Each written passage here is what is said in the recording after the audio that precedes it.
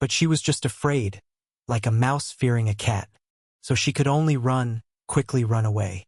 However, Zhu Qing soon discovered that all the escape routes around her were sealed. As she lingered on the beams, anxiously debating whether to break through a weak point, she suddenly sensed a gaze. It was from a woman who had just entered. Unlike the strange people with long necks, this young woman's neck wasn't long at all. She was even quite beautiful and normal. She looked very kind and approachable. Upon noticing Zhu Qing above, the young woman didn't make a sound. Instead, she glanced around and pointed in a direction. Zhu Qing didn't hesitate and climbed quickly in that direction, soon discovering that there was an unobtrusive opening in the roof, leading to the upper floor. It was exactly where the young woman had pointed. Zhu Qing crawled up through the opening and quickly found herself in a room upstairs. From the dressing table, the carved copper mirror, and the light green gauzy curtains, it was evident this was a woman's boudoir. A faint scent of cherry blossoms filled the room. At this moment, Zhu Qing heard the sound of footsteps. She quickly hid behind the copper mirror. With a creak, the door was pushed open, and sure enough, the young woman entered. She soon lit an incense burner, and the fragrance of cherry blossoms in the room grew stronger.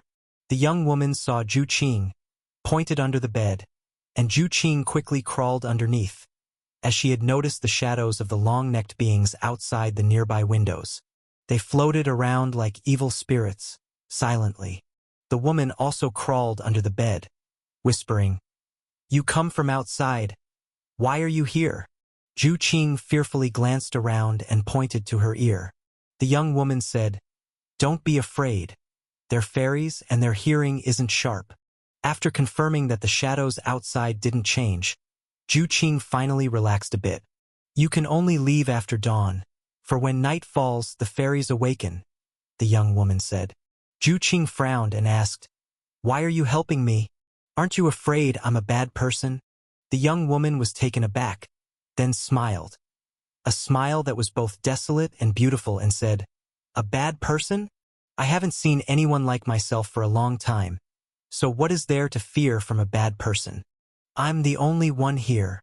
When she said this, her voice was filled with despair. Zhu Qing couldn't help but ask, "Where's the great heavenly dog?"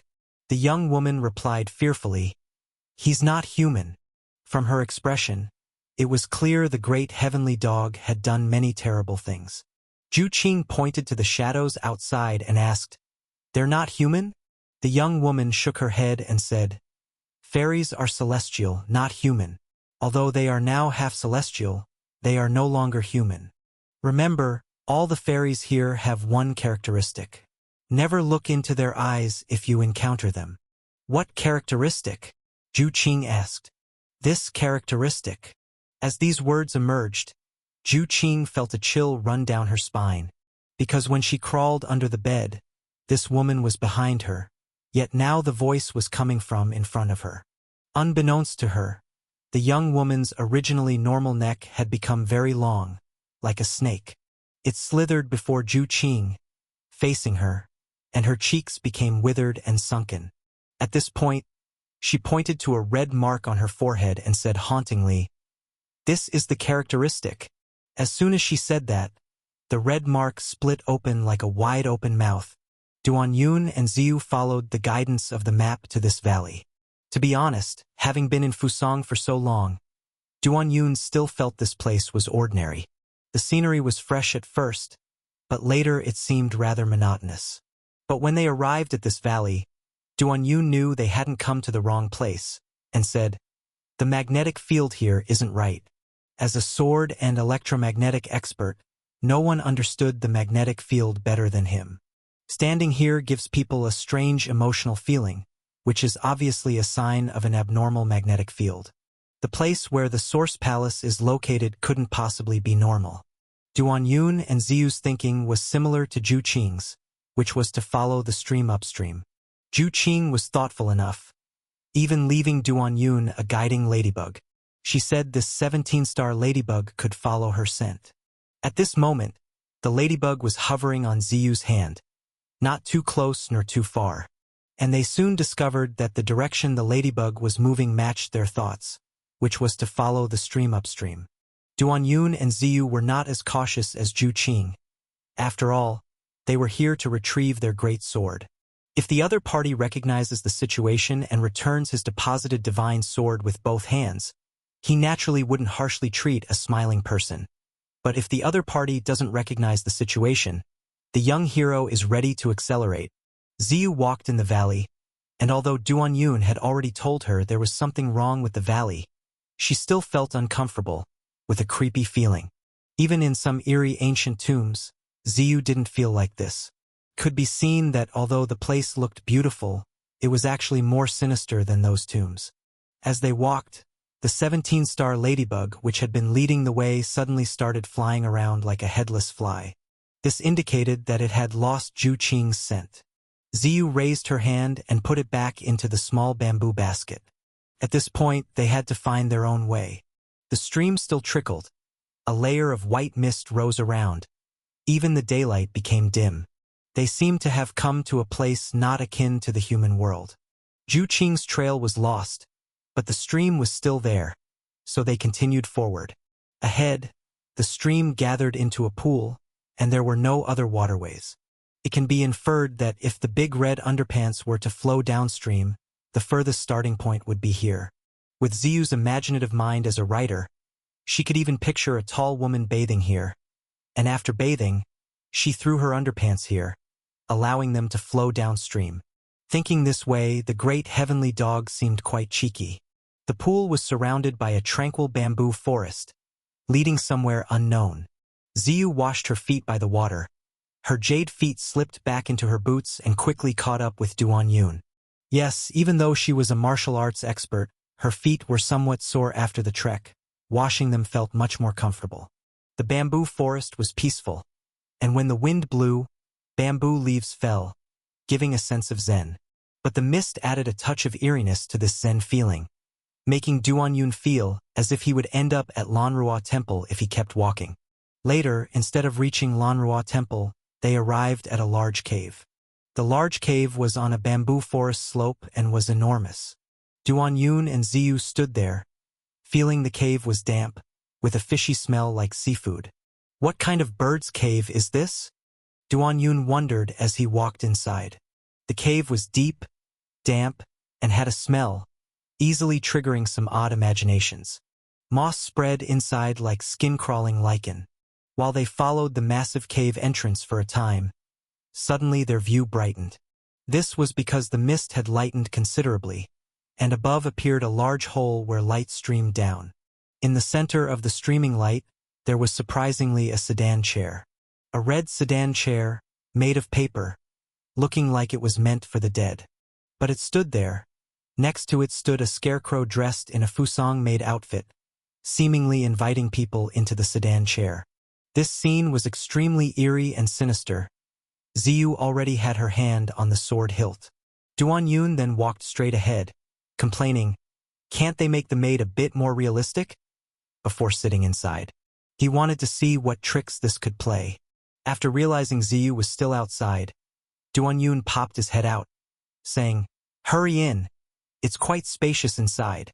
Ziyu nervously sat in the paper sedan chair, finding it really spacious inside, also very red, like a wedding sedan chair. The paper sedan was tied with bamboo strips, surprisingly sturdy when seated. And then, are we just waiting to get married? Ziyu looked at Duan Yun, asking somewhat confused. Why does this shadow always want to get married? Duan Yun couldn't help but want to complain. At that moment, Ziyu continued, "If we're going to get married, it would probably be a ghost marriage." As they were discussing, the sedan chair suddenly moved. They could clearly feel the chair like it was being lifted by something, climbing upward through the overhead hole. Well, it seems it really is taking them to get married. The moment they exited the cave, they could clearly feel the fog thickening. Ziyu couldn't see what was below, while Duan Yun used the room pupil technique to pierce the fog, only to find the muddy ground below seemed alive, taking them somewhere. The fog grew thicker, reaching a point where the room pupil technique was hardly effective. Ahead, blurry outlines of towering ancient trees appeared, and more strangely, ambiguous voices emerged around them. The voices of these people, at first listen, seem distant, like valley echoes created by someone speaking loudly from afar. But when you listen closely, they don't seem so far away, almost like whispers nearby. For a moment, because of these voices, the place doesn't gain any liveliness. Instead, it instills a sense of horror. Ziyu even has this illusion that perhaps this paper sedan chair has taken them to the netherworld hell. As the voices increased, the speed of the sedan chair slowed down, giving the sense that the train was about to arrive at the station. At this moment, Duan-Yun and Ziyu see some figures. This must be a valley, as the figures are on both sides. They can't see clearly, but it feels like these people are watching them. Some are waving, as if seeing them off into eternity.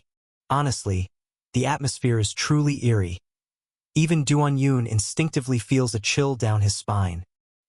He couldn't help but examine his arms, thinking if he might have unconsciously turned into a corpse. As of now, there's no evident change. At this point, the paper sedan finally came to a stop. Duan-Yun and Ziyu exchanged glances and stepped out of the sedan. Duan-Yun tapped his foot on the ground, confirming it was still the same earth. But why would the ground move on its own? He swept his fingertips, sword chi ripping through the soil, trying to uncover what lies beneath. When suddenly, Ziyu pulled him aside, looking to the right. There stood a person. Most of this person's body is lost in the thick mist, only his head visible outside.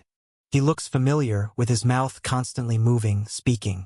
Duan-Yun and Ziyu, both sharp-eyed, quickly discern what he's saying. He's saying, "Be careful," warning them of the danger here. Just as Duan-Yun and Ziyu noticed his well-intentioned warning, his expression suddenly changed from gentle kindness to malicious slyness. Duan-Yun could swear, "Yun, you could change expressions just as fast." In an instant, a foul wind blows. Duan-Yun and Ziyu instinctively look around, just as a pitch-black shadow looms over them. Below, a giant serpent's head suddenly emerges. Or perhaps a dragon's head? This head seems to be between a dragon and snake, possessing dragon horns yet retaining serpent features. The face somewhat human, thin and withered. The dragon snake's head is like a large truck. Its massive mouth snaps fiercely, aiming to swallow Duan-Yun and Ziyu whole. Duan-Yun and Ziyu react swiftly, clutching each other's hands, transforming into a whirlwind, spiraling upwards. The dragon snake's bloodthirsty maw barely misses them as Duan-Yun and Ziyu fall downward, ready to counterattack. But suddenly everything turns black, because at the moment they landed, the ground opened a massive mouth, engulfing them. Another big mouth? How to guard against this? It was another gigantic, bizarre serpent's head, as the earth supporting the sedan earlier begins twisting and writhing. Among the rolling clouds, the valley itself seems to squirm. Or perhaps the entire valley is composed of this dragon-like, snake-like creature. Such a colossal being actually exists. Surely by Suzhen of legend isn't this enormous. As Duan-Yun and Ziyu are swallowed, the whole valley once again falls silent, and those figures standing earlier reveal sinister smiles. Just then, the slope suddenly trembles. The dragon snake head once buried in the soil resurfaces, its eyes wide. No, not just wide open. They're bulging. Electric poison dragon drill. With crackling sound, an eruption of firelight with electric sparks, Duan-Yun clamps Ziyu against his shoulder, his double masters of sword and saber drilling fiercely, like a poison dragon drilling out. With a loud burst, the dragon snake's eyes explode, allowing Duan-Yun and Ziyu to drill out. Darn it, even young hero needs to ambush, execute their whole family. Duan-Yun clamps Ziyu spinning again, sword light flashing as one sword strikes the dragon snake head. Another infused with electricity cleaves the figure from before. And Ziyu feels herself spinning madly under Duan-Yun's grip, momentarily losing direction. The dragon snake head is swiftly cut, opening a gash, while the head emits ing-ing-ing cries. On the other side, the sword chi, actually the endless electric sword, after striking the good person, begins bouncing among the other figures. Why sword chi is an electric sword? naturally fits young heroes' dual master status, where sword and saber are one family, completely logical, right? The serpent head struck, while ing ing ing ing cries continued. Another shadow streaks like lightning. Turns out, there's never been merely one serpent head. Duan Yun swings with Ziyu, dodging this dragon snake head, while the knife's edge scrapes along the serpent's surface. Whether it's Demon Blade Gentle or Famous Blade, compared to this behemoth, they both seem too small, akin to stirring a large jar with a toothpick. But unfortunately, young hero's toothpick is never just a toothpick. It can expand. Vast sword chi bursts from the blade, piercing deep into the serpent's wound, scraping further, encased in painful red lines sword chi. Suddenly, the constant ing ing ing chorus rings loudly, shaking one's eardrums painfully. Out of nowhere, the mountains tremble, and a massive black and white body shoots out, slams into Duan Yun and Ziyu. Duan Yun and Ziyu midair are unbalanced, thus thrown into the air. The clouds burst open a hole, trailing gray-white torrents. Duan Yun and Ziyu akin to fighter jets, darting. With a swish, Duan Yun suddenly opens his thunder wings, stabilizing after fierce spinning, landing firmly. At this moment, Ziyu finally had a chance to pull her head out from under Duan Yun's legs. She pats her chest, gasping heavily, then burps, looking satisfied. Duan Yun glances at her quizzically. Ziyu snaps, "What are you looking at?" "I'm just burping from hunger." Actually, Ziyu's condition is largely caused by motion sickness, since Duan Yun's spinning was too fast and fierce, making her quite uneasy. After some breathing control, Ziyu returns to normal. Duan Yun looks around, puzzled. Where did this crash bring us? That crash was powerful. Had it not been for him using Spring Rain's spinning force to absorb most of it, even with their protective body of true chi, they might have been heavily injured, possibly bleeding with broken skin. Especially Ziyu, without his help absorbing the force, she might have suffered broken bones. And since they flew so fast and far, they are unsure of their location. Ziyu muses at this point. What was that just now? A dragon or a snake? Duan Yun shakes his head. Looks snake-like, dragon-like, evidently an unscrupulous evil. Wait till we return to annihilate its family. Ziyu frowns. Was that Sakura dragon just now? Sakura dragon? A friend who teaches me Fusang language mentioned. Fusang also has dragons, called Sakura dragons, and their most distinct feature is the ing-ing-ing dragon roar. Indeed, the cries of the dragon snake head in pain were ing-ing-ing, but they flew so swiftly, rotating through countless loops, retracing the path won't be easy. At this time, Ziyu points ahead. Isn't the mist clearing over there? Following this direction, they walk forward, finding the mist indeed thinning. Suddenly, the mist disperses completely at this point, as if a giant curtain is pulled back, making the view clear and open. It's a stunningly beautiful cherry blossom forest. Every cherry tree is quite tall. Cherry trees typically don't grow into giant trees, yet here each cherry tree is tall and large like towering giants. On the trees, pink cherry blossoms are blooming in full flame. The combination of pink cherry blossoms on towering tree trunks evokes visions of burly men in pink-made outfits to Duan Yun. Above these cherry trees stands a palace. A palace of deep brown below and snow-white above, resembling a snow mountain from afar. Source Palace. Seeing this palace, Duan Yun and Ziyu know it's the Source Palace they're seeking. The palace stood there, like a mountain, neither too far nor too near. Duan Yun had already been in Fusang for a while and had come into contact with many Fusang customs and killed many Fusang people. He had some understanding of Fusang, and his basic impression of Fusang architecture was stinginess.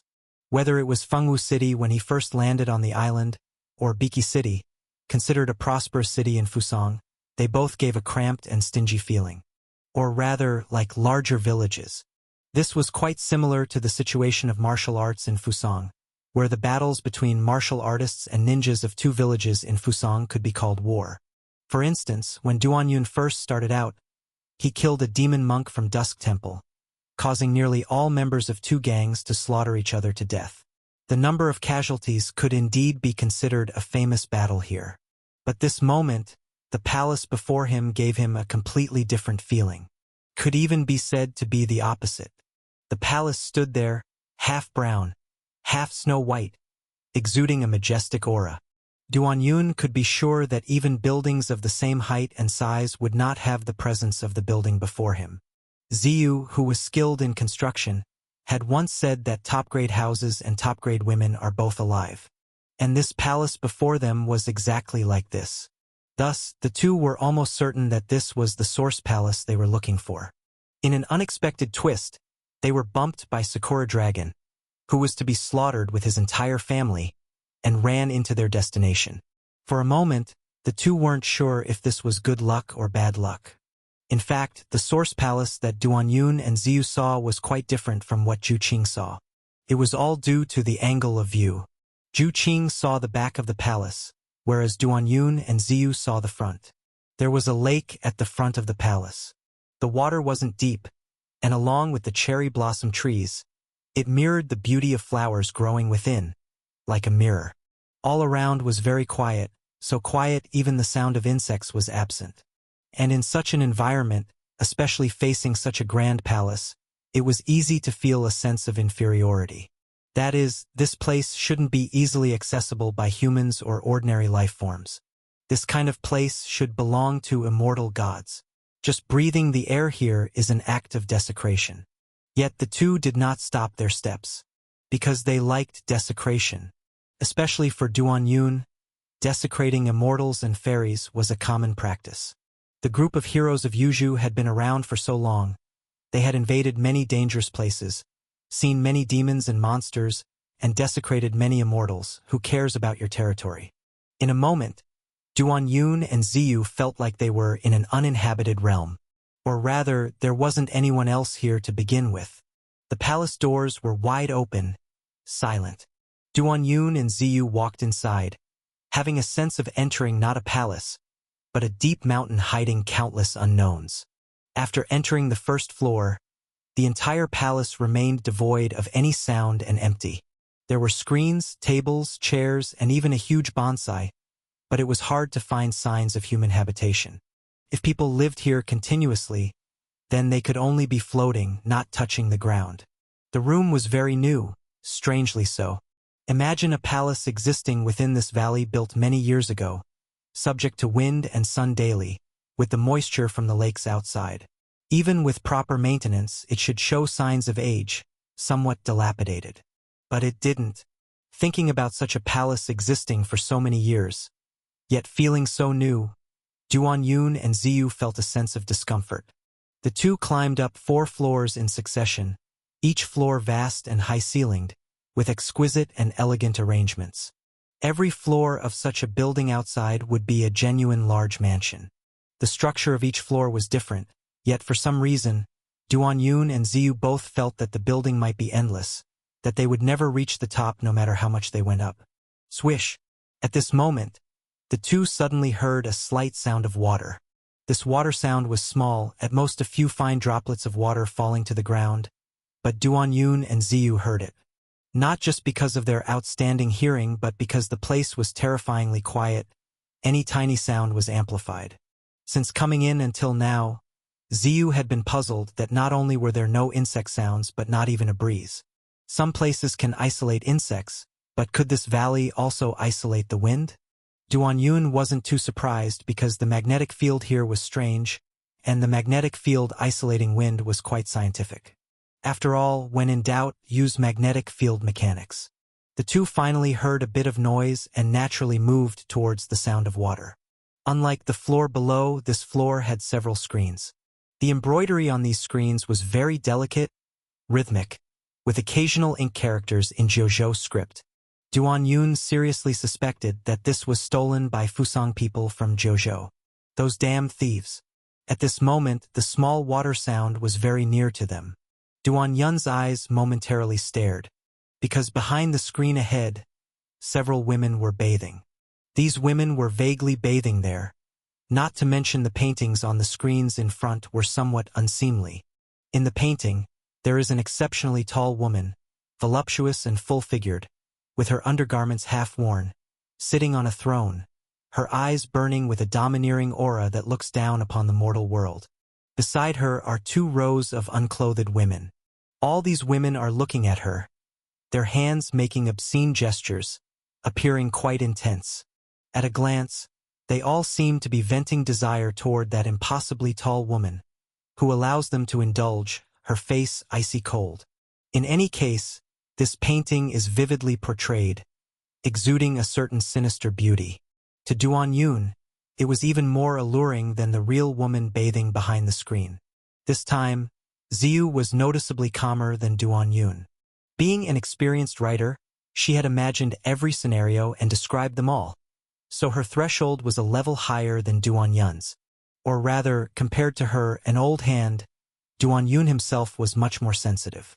The martial world of the 9 provinces once experienced a sterilization frenzy, all because a divine skill secret manual suddenly circulated.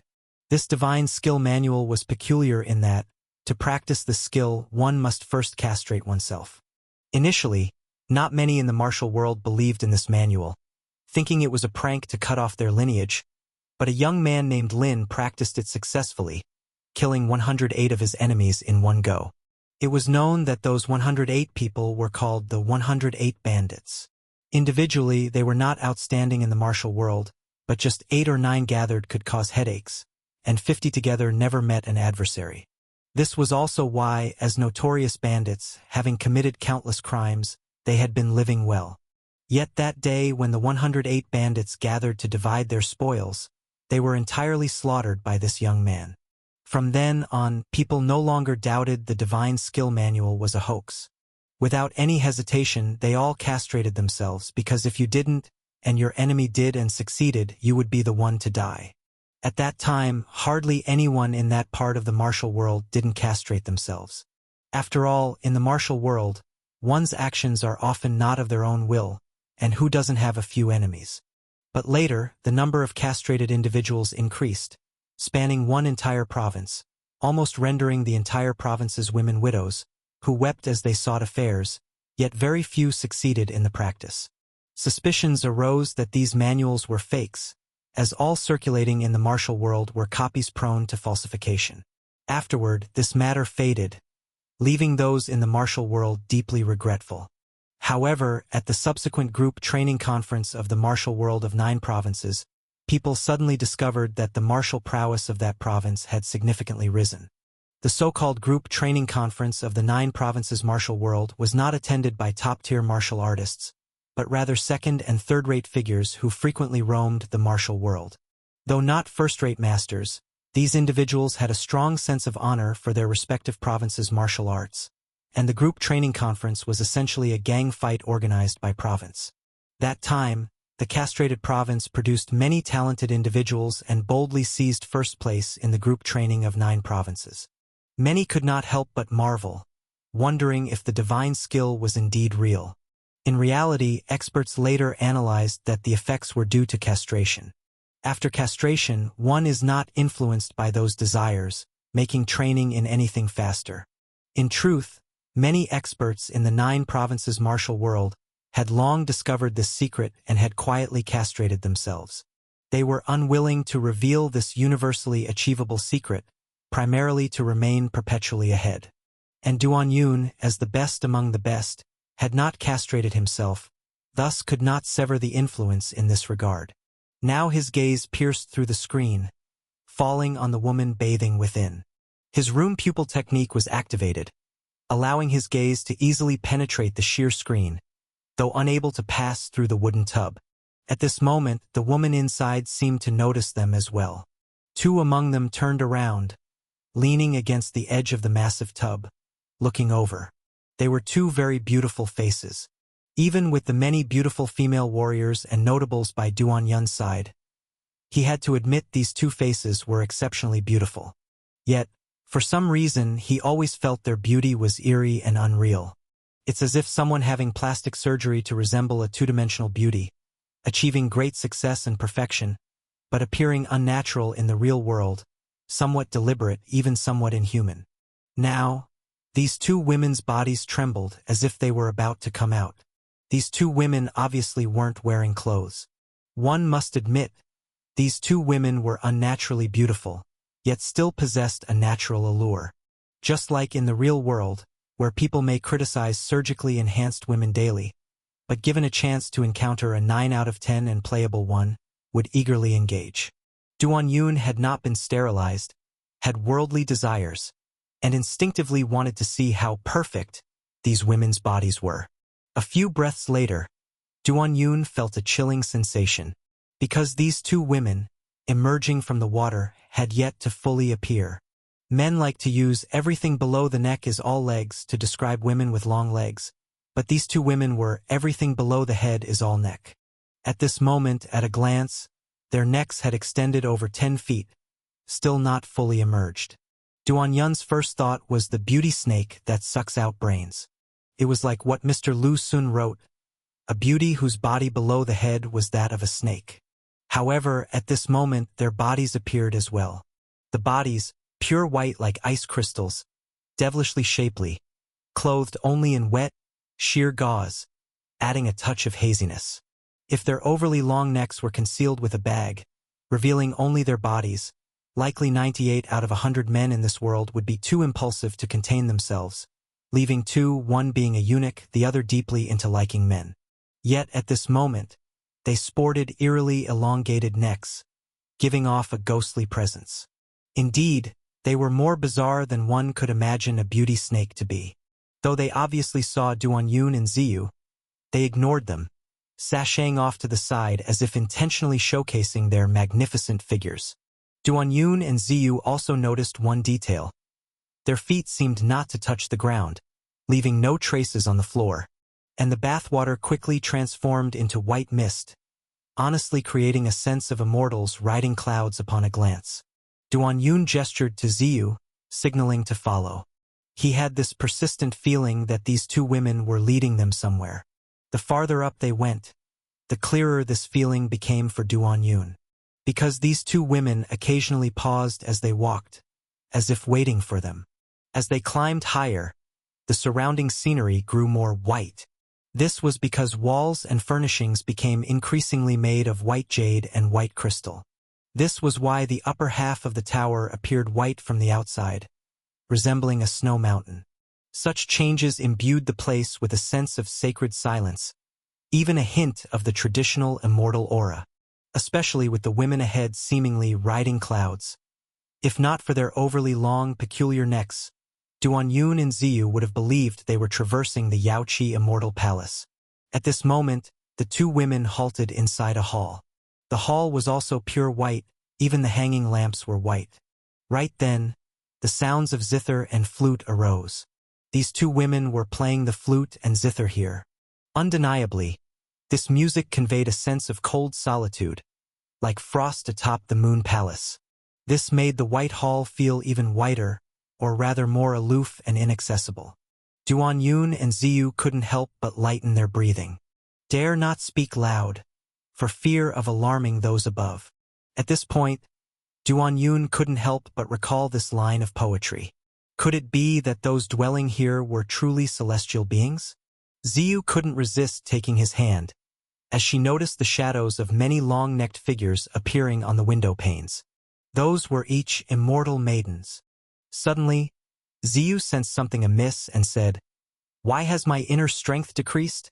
Duan Yun noticed this too, and wondered, absorbed. Amidst the sound of the qin and shao, Duan Yun and Ziyu realized that their inner strength was mysteriously disappearing. Within the sound of the qin and shao, it was as if a giant invisible mouth had silently and effortlessly begun to drain their inner strength. Duan Yun only felt it was sinister, so sinister, because since his debut it was always him absorbing others' inner strength, and now that someone was absorbing his, he found it a bit unsettling. Damn it, to absorb someone's inner strength just like that, and still claim they aren't an evil demon. What?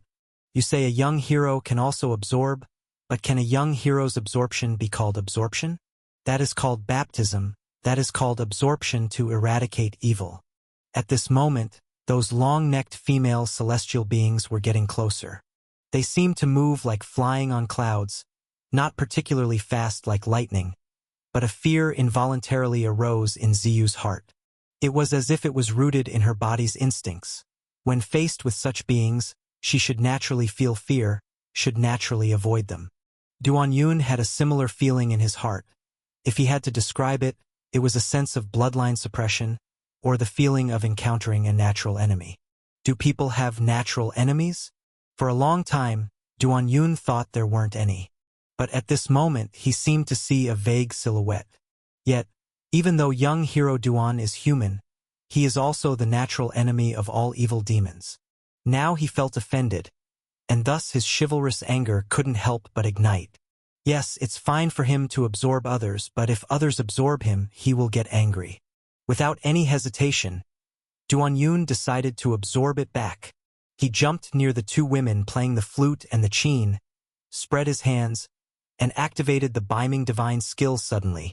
A terrifying suction force instantly formed into two vortices, spiraling towards the two women. The two women swayed, like flying on clouds, trying to dodge this suction. But how could they escape young hero Duan's suction? Both of their figures froze, almost becoming blurred. The mist beneath their feet was dispersed by the suction, and the straps of their light and thin garments snapped and were pulled over to Duan Yun. At this moment, the two long-necked fairies could no longer maintain elegance, and a trace of fear actually appeared on their perfect faces. With two snapping sounds, the clothes came first, and the people followed. The two fairies turned their snake-like heads, about to attack Duan Yun. But Duan Yun's hands were quick as lightning, pressing them on their foreheads with two quick slaps. This was the best angle and the best spot for absorption. In the next moment, the two perfect faces became blurred. An endless stream of true qi flowed into Duan Yun's arms and flesh, making him feel like he was flying on clouds and floating like an immortal. This true qi was simply amazing. Or rather, among all the people Duan Yun had absorbed from, he'd never felt such unique true qi. He even had a feeling that if he couldn't absorb it again in the future, it would be quite depressing and disappointing. Sigh. Am I becoming addicted? Can only be said that this true qi was extremely insidious, capable of causing addiction like tobacco. Young hero Duan couldn't help but ramp up the intensity of his absorption, feeling an indescribable pleasure. To hell with addiction, a hero needs to challenge himself. Just like an exemplary cadre can withstand temptation. In a short time, Duan Yun, whose true qi had decreased, was replenished completely. No, he wanted more. By this time, cracks had appeared on the faces of the long-necked fairies. Seeing this, Duan Yun displayed a hint of surprise. He had absorbed countless people, naturally aware of his formidable absorbing power, yet even so, he rarely saw someone whose face cracked from absorption. Could it be they were cosmetic surgery enthusiasts having had procedures done? As a professional gynecologist, he could see that these cracks were the result of facial adjustments. Duan Yun, regardless of beauty or ugliness, continued to absorb madly, and at this juncture, he suddenly felt a tightness behind him. From behind, the long-necked celestial women, like riding clouds, had gathered together. Or rather, the clouds beneath their feet had gathered together. Once the clouds gathered, in an instant, the wind and clouds shifted, forming into the shape of a big bag. Whoosh! The big bag swayed, emitting a sound akin to sucking on noodles. The effect of this change was apparent. With a snap sound, Duan Yun's pants were split open at the seam, and his whole body was sucked backwards. Ziyu saw this and hurriedly attempted to assist with her sword. But her inner strength was largely depleted, and her sword qi couldn't even graze these long-necked celestial women. Hence, from a glance, Duan Yun had both hands pressed on the foreheads of two long-necked celestial women, absorbing intensely, forming two swirling vortices, while he himself was in an even larger vortex. The true qi he absorbed from the two long-necked celestial women was instantly taken by the big bag behind him, so he could only exert more effort to absorb from the two below him to replenish, and the back found his true qi increasing, absorbing even more fiercely. For a moment, the true qi within Duan Yun was continuous. As much as the big bag behind could absorb, he replenished from his hands. The two long-necked women under his hands, apart from their faces cracking, had their whole bodies wither at a speed visible to the naked eye. Truth be told, Duan Yun had absorbed from many people, but never so intensely before. He had no choice. It was his first encounter where both he absorbed others and others absorbed him, necessitating such action. Momentarily, a subtle balance was formed among the three. No, it could be said only the world of those two long-necked beings achieved equilibrium. At this moment, their faces were full of fissures, like smashed porcelain, while their originally full bodies had become emaciated, dim, and dull. I want to be a great hero. I want to be a great hero. Suddenly, the eyes of the two long-necked beings glared, and they shouted as if with a sudden return of consciousness. This shout, if placed in the past, would have made Duan Yun quite relieved. After all, this thing no longer looked human but still possessed a chivalrous heart. But at this moment he was contemplating other issues. Because with the emergence of their chivalrous heart, it also represented that their capacity was running low. He had to quickly make up for it. No, counterattack must be activated. Duan Yun's palms continued to sink, squeezing the last true qi out of these two long-necked fairies, while his waist and back bent backward. Beiming divine skill, open back. Almost simultaneously, a seam tore open on the back of Duan Yun's clothing, forming a whirlpool. Duan Yun had previously discovered that using the Beiming divine skill with hands was the fastest, absorbing the purest and most powerful energy. But in combat among martial artists, using hands and feet can sometimes pose problems, particularly for someone like him who mastered the dual masters of sword and saber along with hand techniques. Using different martial arts for each limb made things feel insufficient.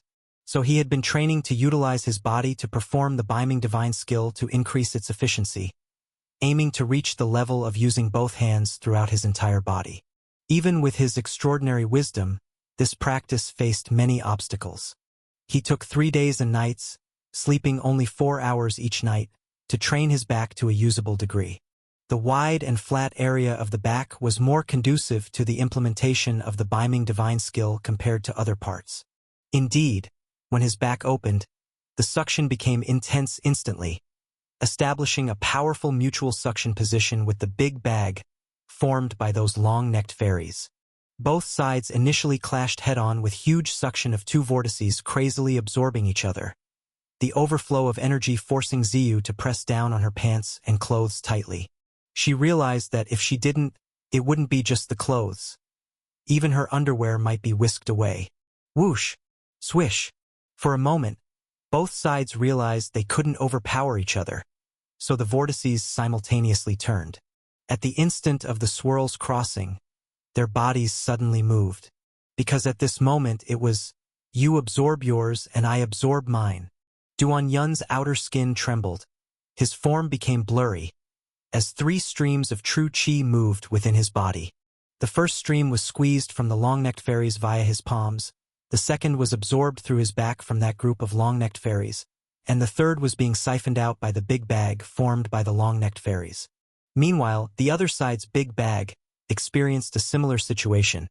They had just absorbed true qi from Duan Yun only for Duan Yun to take it back immediately. In Ziyu's eyes, it seemed as though someone had defecated, then ate that feces, forming an infinite cycle. For a moment, the entire hall was turbulent, with massive suction binding both sides like an invisible rope, causing chaotic spins. And at this moment, Duan Yun's eyes brightened more and more, because this true qi naturally made people excited, comfortable, wishing for more. With this desire instilled, what used to be an unskilled Beiming divine skill, open back became more adept, or rather more eager for true qi.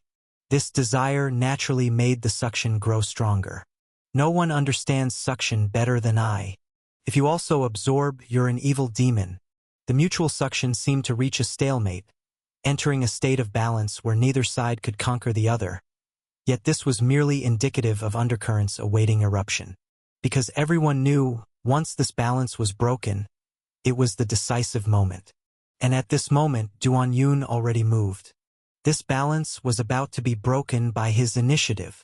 Two cries of "I want to be a great hero" sounded, with the two long-necked fairies now looking almost lifeless, entirely devoid. Indeed, they were drained of energy by Duan Yun. Thus, Duan Yun waved his hands, quickly flinging away the long-necked fairies who were initially stuck to his palms. This fling seemed mundane, but their bodies rapidly accelerated, now crazily spinning with fearful whistling sounds. Looking upon the scene, it was more astonishing than heavenly thunder in a siege. With two loud explosions, the bodies of the long-necked fairies heavily crashed into the position where their comrades stood. The fairies that expertly floated dodged the impact lightly, easily evading it. But Duan Yun wasn't initially planning on striking them, but the ground.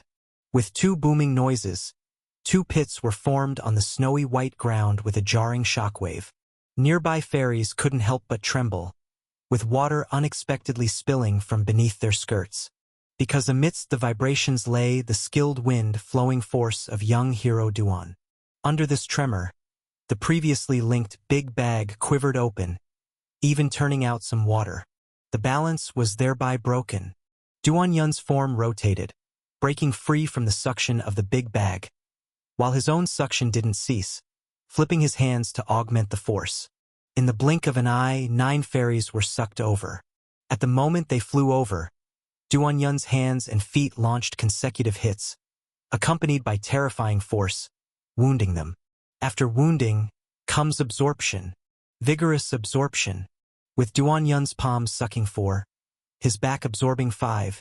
In Ziyu's eyes, Duan Yun suddenly seemed to grow multiple long-necked people all over him. Or rather, like 9 giant needles had simultaneously stabbed into him. These fairies, who could still manage some struggle when absorbed, now found their resistance futile due to the injuries inflicted by Duan Yun. It's akin to a thug hitting you with a brick. Resisting after that becomes difficult. The addictive true qi immediately flowed into Duan Yun, making him feel ecstatic. 9 dragons freely absorb. Duan Yun stretched his arms, his back muscles twisting, the suction becoming more fervent and intense in an instant. At this moment, the long-necked fairies being absorbed could only twist their necks and struggled weakly. Ziyu, for a moment, found them pitiful. You should have picked a softer target rather than provoke the young hero. These 9 fairies were absorbed to the brink of ecstasy and despair, leaving the remaining ones no longer able to form a threat, attempting escape amidst clouds and mist. True Qi, where do you think you're going? Despite having 9 fairies still absorbing, Duan Yun, in the moment, didn't want to let any go, employing his movement technique to pursue.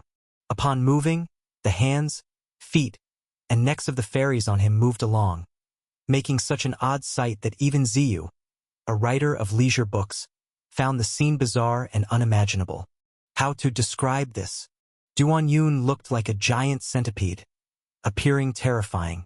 Indeed, she initially instinctively feared these long-necked women, but at this moment, she felt they were the weak ones confronting Duan Yun. With 3 tapping noises, 3 more were absorbed. Now, Duan Yun had 12 people on him, seemingly covering his back entirely full. If each of them were a needle, there was indeed no more room on his back. A couple more fairies waved their sleeves, creating denser mist instantly, disappearing in thin air, quickly vanishing. Duan Yun, surrounded by the long-necked fairies, especially those whose buttocks almost obscured his face, had to temporarily halt his pursuit, attracting more people as he searched for Ziyu. Are you all right? Duan Yun, peering through a long-necked woman's thighs, looked at Ziyu and asked. Watching him overgrown with women, like a person covered entirely, Ziyu found it unsettling, answering seriously, I'm fine. My true qi just hasn't recovered. Shall I give you some? Duan Yun approached with folks close in tow. Ziyu quickly refused. No need. I'll do it myself. Saying this, she sat down and began breathing control. She temporarily did not wish to become one of the needles on Duan Yun's body. Honestly, even if she wanted to, there was no space left on him. This thought underestimated young hero Duan. Because through this small exercise, Duan Yun's ability to deploy the Biming Divine skill with the body saw rapid enhancement. Now, forget just the back. Even thighs and under his crotch could fiercely absorb people, the proficiency nearly matching that of his back. Under the empowerment of the power of 15 dragons, Duan Yun was inhaling these long-necked celestial maidens, unable to help but hum softly. Duan Yun was not someone who would easily hum, but now he couldn't help it. The true qi from these women was unprecedentedly delightful, giving him a feeling of transcendence, as if he might ascend at any moment. Especially amidst this enveloping mist, he felt as though he was about to achieve immortality, unable to stop himself from wanting to shout out loud, "Young hero, I made it!" However, before he could shout, the more than 10 long-necked celestial maidens he was inhaling suddenly cried out, "I want to be a hero!" Ziyu nearly lost her composure in meditation upon hearing this clamor, because since entering this palace, it had been nothing but serene and lofty, truly like the legendary Jade Pool Heavenly Palace. But when these women, who walked without touching the ground, cried out, the snow-white palace seemed to be grounded in reality. Or perhaps this was the unique martial world aura belonging solely to young hero Duan. This aura altered part of the palace's atmosphere, bringing people back from the heavenly palace to a slightly more realistic realm. Upon hearing this cry, Duan Yun could only silently lament regretfully, because as these long-necked women shouted, it signaled that he could no longer absorb much. Even if he didn't habitually absorb others this time, Duan Yun still felt a bit reluctant to part with this delightful true qi. Or rather, this true qi was fundamentally different from any he had encountered before. This thing was addictively euphoric. Could it be celestial energy? Thud, thud, thud, thud, thud. As these women were drained, their bodies fell one after another from Duan Yun. In Ziyu's eyes, it was as if needles had fallen. Duan Yun looked at the women with long necks lying on the ground, letting out a soft sigh of satisfaction and reluctance. He always revered natural martial arts and would not easily absorb others unless forced into a demon-slaying scenario. At this point, seeing that Ziyu had also mostly recovered, Duan Yun said, "Let's go." This was their first confrontation with the things in this palace, and they had the slight upper hand. Ziyu understood in her heart, having also gained a victory alongside Duan Yun in their initial skirmish. Will the path ahead become more difficult? Ziyu didn't know. She could only follow Duan Yun towards the upper part of the palace. The further up they went, the whiter and colder the palace became. The white jade stones paving the ground, and the snowy crystal-like things on the walls, truly resembled cold snow, making one shiver. When those long-necked celestial maidens cried out, "I want to be a hero," there was a touch of humanity here, but as they proceeded upward, even that diminished again. Ziyu even lightened her breathing. Although she didn't know the poem, "Do not speak too loudly, for fear of disturbing the heavenly beings," the sentiment was the same. Since the defeat of the long-necked celestial maidens, they hadn't appeared again. At this moment, it seemed as though only the two of them were left alive here. By now, the palace had revealed a magnificent flying bridge. The flying bridge connected to the buildings on the other end. From here, it could be seen that the entire palace was split into two, connected by this bridge. The bridge paved with white jade, with clouds swirling above and below, truly seemed heavenly.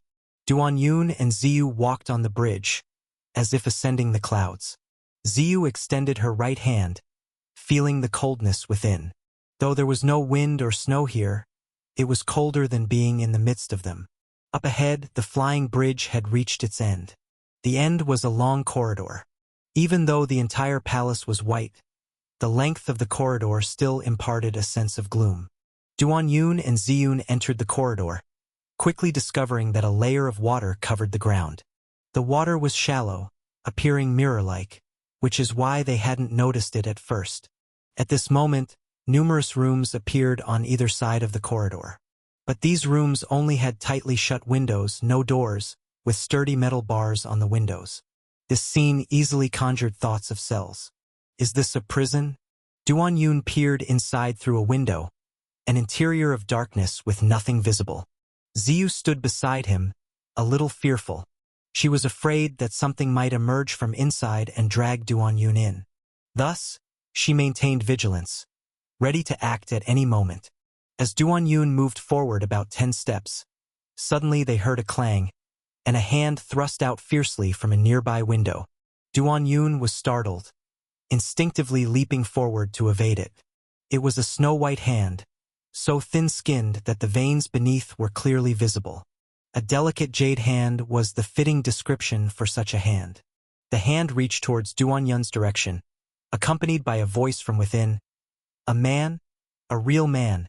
Please, sleep with me. I have never seen a man in my life." With that voice, from every window ahead, hands were extending, accompanied by waves of yearning cries. "Please sleep with me. Begging you, sleep with me. I am so longing." These voices resonated heavily in the corridor, while the hands seemed to grow from the walls. This scene was extremely eerie, yet capable of stirring emotions profoundly. Even Ziyu, being a woman, blushed and felt her heart racing upon hearing those desperate voices. She even felt an urge to transform into a man to fulfill them, because these voices carried primal desire, representing humanity's most primitive impulses. Duan Yun peered inside through a window. He only saw a woman who was very similar to those celestial beauties before. However, this woman's neck wasn't long, and she looked quite normal, or rather, in modern society, she'd be a pretty perfect artificial beauty. But at this moment, upon hearing her enchanting voice and seeing her appearance, the kind of desire Duan Yun was feeling started to fade. "I beg you, sleep with me. Even if you kill me here, I am willing." Upon hearing such a voice, he only felt an unprecedented sadness. These women appeared to be normal artificial beauties, but there was something different. That was their eyes. Their eyes, which should have been big and bright, were dull and lifeless. This was because a thin layer of film covered their eyes, and even filled with desire, they could only rely on their sense of smell to determine Duan Yun's position. It was a result of being locked up here for so long, away from the sunlight, causing their eyesight to deteriorate. This proved they weren't lying. Perhaps they had been locked in here from a very young age, living days without seeing the sun, resulting in degraded vision. This only showed how beastly the person who locked them here was. Extremely beastly. Even though they clearly had issues, Duan Yun couldn't bring himself to kill them, because upon arriving here, that strange situation of energy being extracted from people occurred again. The ones causing this situation were evidently these women who never saw the light of day. The stronger their desire for men was, the more they could extract others' inner strength. And Duan Yun, unconsciously, began to counter-absorb, confirming they were unaware. They had been transformed into tools by the people here. Pathetic tools. Ziyu clearly noticed her inner strength dwindling again and looked worried. There was no denying this place was truly wicked. Just being able to drain people's inner strength alone made it the nemesis of martial artists worldwide. Luckily, Duan Yun could extract too. He was essentially a mega inner strength suction machine. Thus, the changes here were ineffective against him, and he could even counter-absorb. Duan Yun glanced at Ziyu and said, "Get on my back." Ziyu immediately covered her chest, saying, "What do you want? There are so many people here." She thought Duan Yun had a low threshold, seduced by these women calling out to him, facing her. A beautiful young heroine, and becoming unable to resist. Duan Yun didn't want to criticize her minor thoughts, saying, "Giving you something." He moved back and Ziyu leaned against his back right away. Almost simultaneously, Ziyu felt a scorching sensation enter her lower abdomen from the navel, very comfortable. Comfortable enough that she couldn't resist but moan lightly. Is this true qi? Duan Yun could absorb true qi naturally, he could give it too. Now that Ziyu was clearly panicking due to her inner strength being extracted, Duan Yun gave her inner strength to calm her mind. Ziyu felt the flowing warmth in her abdomen and realized this guy was quite the warm man. A warm man in every sense, because the true qi Duan Yun transferred was indeed very comfortable. so comfortable that even though Ziyu was trying to suppress it, she couldn't help but curl her toes and occasionally moan slightly. She thought if this feeling continued, she might turn into Duan Yun's shape. Given how comfortable this inner strength infusion was, what would she do if she couldn't have it again? For a moment, Ziyu both wanted to leave this pit quickly yet wanted the road to never end. Honestly speaking, this road was already very long. Only until this point did the cells begin to become fewer, while those desire-filled voices grew quieter. Yet Ziyu still lay on Duan Yun's back, letting him continue to send true qi. After walking about 100 steps forward, daylight suddenly became bright, indicating the end of this passage. The end was still a bridge, but this bridge was much smaller than the previous one, about 20 to 30 steps in distance. Duan Yun and Ziyu reached the bridge and had already seen 6 women kneeling there. The leading woman wore a pure white palace dress, looking extraordinarily holy, but red straps were tied around her legs, showing holiness and allure perfectly on her. This time, Duan Yun found these 6 women were still very beautiful, incredibly beautiful without any discomfort. Or, rather, it seemed entirely natural without any artificial parts. Just like some fitness enthusiasts who only consume protein powder and don't use other drugs. The leading woman showed a sweet smile, saying, "Indeed, the young lord has no ordinary taste and has no interest in those failed products. Unlike some people who claim to be generation grandmasters, very few can reach here. Most of them sink in that path of desire." Although this woman had a Fusang accent, she spoke Zhou's language. Obviously, those with grandmaster levels had been here, but they fell at the previous stage. Actually, Duan Yun could understand, because even as a grandmaster, only those who haven't leaked can fully exercise their power. Yet this wicked place would make you leak spiritually and physically, and if he couldn't absorb, he would surely encounter trouble. To cross here safely, apart from him, only those who trained in boys' kung fu since childhood with an unblemished body could do it. At this moment, these 6 women had already stood up, saying, "We, the perfect creations, won't disappoint the young lord." It was clear they were quite confident. Just then, 6 women's shoulders moved slightly, and their skirts fell to the ground like ripples. And they also had truly devilish figures, no extra fat where they should be slim, no reduction where they should be plump, paired with their natural and perfect faces. Even the high-threshold Ziyu couldn't help but struggle to hold herself. Yes, she wasn't interested in women, but even then, she couldn't resist blushing and her heart racing, wanting to get close. But at that moment, she suddenly moaned lightly, because at this moment, a portion of the true qi Duan Yun had infused in her body returned, causing the true qi to move back and forth in her lower abdomen, making the stimulation much more intense than before where it only flowed in. Oh no!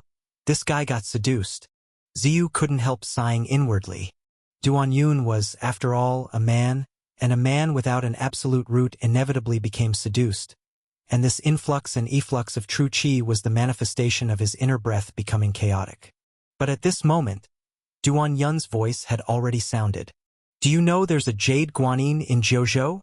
The 6 women standing there, unclothed, the leading woman raised an eyebrow and said, "Of course, she claims to be the most beautiful woman under the sky, with countless enemies, yet no one denies this point." Duan Yun said, "She also stood before me like this without clothes. Do you think your allure is greater or hers?" With this sentence, a crack appeared in the absolute confidence of the 6 women, visible from the slight contraction of their outstanding chests. The leading woman smiled and said, "I suppose Jade Guanyin is more exceptional." In fact, their understanding of Jade Guanyin was much more than Duan Yun imagined. Jade Guanyin claimed to be the ultimate beauty under the sky, while Fusang previously had a woman with such a title. That was Lin Yusen, the ultimate beauty from Zhou across the sea. Actually, Fusang paid even more attention to ranking enchanting beauties than Zhou, and every 2 years, they held an enchanting beauty festival to showcase their skills, with each enchanting beauty bringing out all their abilities for competition, fiercely contested. Faced with an ultimate beauty from abroad, Fusang's initial reaction was instinctively dismissive and contemptuous. Yet Lin Yusen, clearly in her 40s at the time, still held firmly onto this title. Because those who had seen her were mesmerized beyond measure, male or female alike. Even when Lin Yusen later mingled with beggars, no renowned individual thought she was dirty, yearning instead to drink her footbath. That alone proved Lin Yusen's beauty. And Jade Guanyin inherited this title, claiming an unmatched beauty, with rumors even saying she was Lin Yusen's most beautiful daughter. Since Duan Yun had seen Jade Guanyin, such perfection naturally paled a bit. And at this point, Duan Yun asked, "Do you know what happened to Jade Guanyin in the end?" The leading woman revealed a seductive smile and said, "Is that a story we can hear?" Duan Yun responded, "I beat her to death, and before dying, she begged me to sleep with her, questioning why not sleep with her before killing her." Upon hearing this, Ziyu could obviously see the goosebumps covering the flawless skin of these 6 women. And she also felt goosebumps rising. Because Duan Yun's answer was enough to make anyone shiver. Especially women. Because Jade Guanyin's fate told them the young hero only saw right and wrong. Once he punched, no matter if you're the first or second beauty, unworthy women would surely fall. And these 6 women, upon their meeting, showed sleaziness unparalleled, clearly unworthy representatives.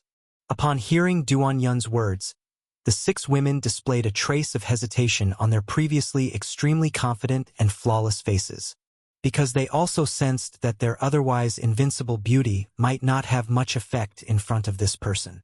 The leading woman asked a question in the Jiuzhou accent characteristic of Fusang. "Are you from the 2 states of Yunyu?" Duan Yun was slightly surprised. "You can even guess that?" The 6 women, upon hearing this answer, couldn't help but show a look of realization. For a fellow male paired with the unique tough will of a master, this is barely achievable. Duan Yun suddenly reacted angrily. "I am not a fellow male." The leading woman stepped forward, separating herself from the ripples formed by the hem of her skirt on the ground. Now completely unclad, she displayed no trace of shyness.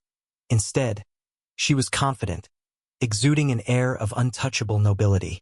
All mortals seek to desecrate the immortal in their lifetime, but if you refuse the chance for joy, don't blame the immortal for desecrating you. As she spoke, her voice turned extraordinarily cold, like an immortal looking down on mortals. She's about to desecrate. In the next instant, the 6 women soared into the sky. They were unburdened by clothes, yet the ropes tightly bound around their legs now floated around them, colorful and dazzling at a glance, resembling celestial maidens from Fate-Yin murals. The celestial maidens danced, and the sound of a pipa began to resound. Yet in their hands there was no pipa. Duan Yun and Ziyu looked closely and realized they were using their own collarbones as pipas. As they plucked at their collarbones with 10 fingers, the tremors resonated, causing their jade-like skin to vibrate. In that moment, the sound of the pipa poured down like pearls falling onto a jade plate. The moment this sound was heard, Ziyu felt a headache, as if countless transparent threads were slicing her brain. Yet her lower abdomen grew hot due to the movement of Duan Yun's true qi, making her increasingly excited. The moon-shielding light-shaming sword suddenly unsheathed, reflecting the almost perfect bodies of these women like a mirror. "Let's see if you have any sense of shame." Ziyu quickly became disappointed. These people could be described as born wanton. How could they have any sense of shame? Facing her mirror-like sword qi, they even engaged in self-admiration in the mirror, hands wandering over their bodies in a state of intoxication. Ziyu was certain she had never seen such shamelessly beautiful women. Oddly, she felt somewhat angry. For women to be both beautiful and shameless, flaunting their beauty exclusively in front of Duan Yun, who belonged to her group of Yuzhu heroines, was simply an insult to their group. Ziyu felt a kind of indescribable sense of bitter anguish. At that moment, she seemed to be fighting not alone, but as though the spirits of Xin Ying and Feng Linger had possessed her, granting her strength. This strength carried bitterness, an unease that wanted to scream, "No!" Yet precisely this kind of "no" caused her aura to soar, and her sword qi to become brighter like a mirror. Mirror break. With Ziyu pressing against Duan Yun's back, in a split second, the mirror-like sword qi she emitted shattered. The shattered mirror turned into crystalline shards, each piece incredibly sharp. Ziyu seldom exhibited the sharp side of the moon-shielding light-shaming sword, as typically, the enemy's combat strength would drop drastically in guilt, easily killed by her. Yet now, the moon-shielding light-shaming sword was incredibly sharp, and the air seemed to be sliced into fragments, forming turbulent streams. Duan Yun didn't have the luxury to admire the sharpness of this sword chi because, at this moment, Ziyu was pressing against him. They were so close that, even through their clothing, the lines were remarkably clear, emanating the body heat of both sexes. At this point, with the mutual flow of true chi between them, Duan Yun even felt that this distance could be considered a negative number. Whether it was Ziyu, Fenglinger, or Shening, for a long time they were used by Duan Yun as wings. This wing usually cooperated with Duan Yun, pouring inner strength into him. Yet this time, Ziyu had a novel experience. She discovered that the more her sword intent elevated, the more Duan Yun's true chi would flow like water, continuously entering her body. Previously, it was Duan Yun taking from her, but now she could reverse the flow, creating an exhilarating sensation of reversing the heavenly gang, placing the woman above the man, giving her the illusion of ascending to become a sword immortal. If heaven did not birth me, sword immortal Ziyu, the sword Tao would remain as eternal night. In reality, it was another form of addiction. Duan Yun had previously absorbed quite a bit of true chi from those immortal maidens. Even he found the absorption of this true chi extraordinarily exhilarating, producing an addiction with a fear of never absorbing it again. This is why he referred to it as immortal chi, because it indeed produced an ethereal sensation. However, as a righteous young hero, he could withstand the test. Compared to Duan Yun, Ziyu was not so steadfast. Now she was solely focused on wielding her sword and on her lower abdomen, continuously drawing true chi from Duan Yun. Duan Yun naturally allowed her unrestricted access, as after the previous extensive absorption, his body was now overflowing with true chi. Admittedly, the true chi absorbed from those long-necked immortal maidens was indeed more difficult to assimilate. Currently, Ziyu can be described as serving as an overflowing essence tool, which Duan Yun was all too happy to use. The sound waves produced by the collarbones continued to resonate, and the surrounding air had already undergone significant changes. Where the sound waves passed, they formed traces of the pipa bone, and clear cuts appeared instantly wherever those traces went by. These sound waves could also produce something akin to sharp sword chi. Yet, Ziyu's sword was no less potent. The fragmented sword chi was stirred by her long sword, like ice crystals spinning with the starry river, possessing a breathtaking beauty. Ziyu had never felt this good, because she had never been this powerful. Within Yuzhu Manor, her combat ability was not as good as Shining and Fenglinger, especially compared to Fenglinger, who was also a swordswoman. She was not comparable, and it wasn't that she hadn't felt despondent because of it. Because among swordsmen there is always an air of pride, as well as the courage to draw swords. And at this moment, all those feelings of loss had vanished like smoke.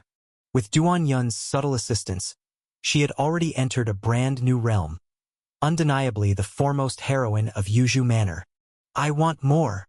Saying this, Ziyu squeezed tighter and clung to Duan Yun more closely. The two fierce chi forces collided in an instant.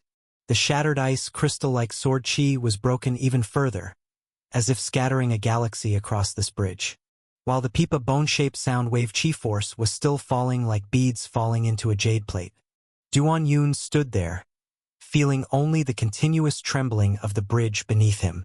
This tremor was not very intense, but its frequency was extremely high, indicating that Ziyu had accelerated on him. He merely stood there, doing nothing, watching Ziyu's sword chi climbing continuously. Even in his eyes, a prodigy of dual masters of sword and saber, there was much to commend. This was a very fresh experience. In the past, it was basically him finding these wings, the wings lending force to him, and he ending the battle. But now, as long as he lent force to Ziyu, Ziyu could solve the problem. Was this tantamount to letting her act on her own? If not for the intense battle, Duan Yun might even have wanted to sit down and brew a cup of tea. Sword, come. With a fierce shout from Ziyu, Duan Yun's famous saber flew into Ziyu's hand. Duan Yun exclaimed in surprise, "That's a saber. Saber and sword are one and the same. Don't you understand? Let this sword immortal show you what dual masters of sword and saber means." Ziyu said confidently.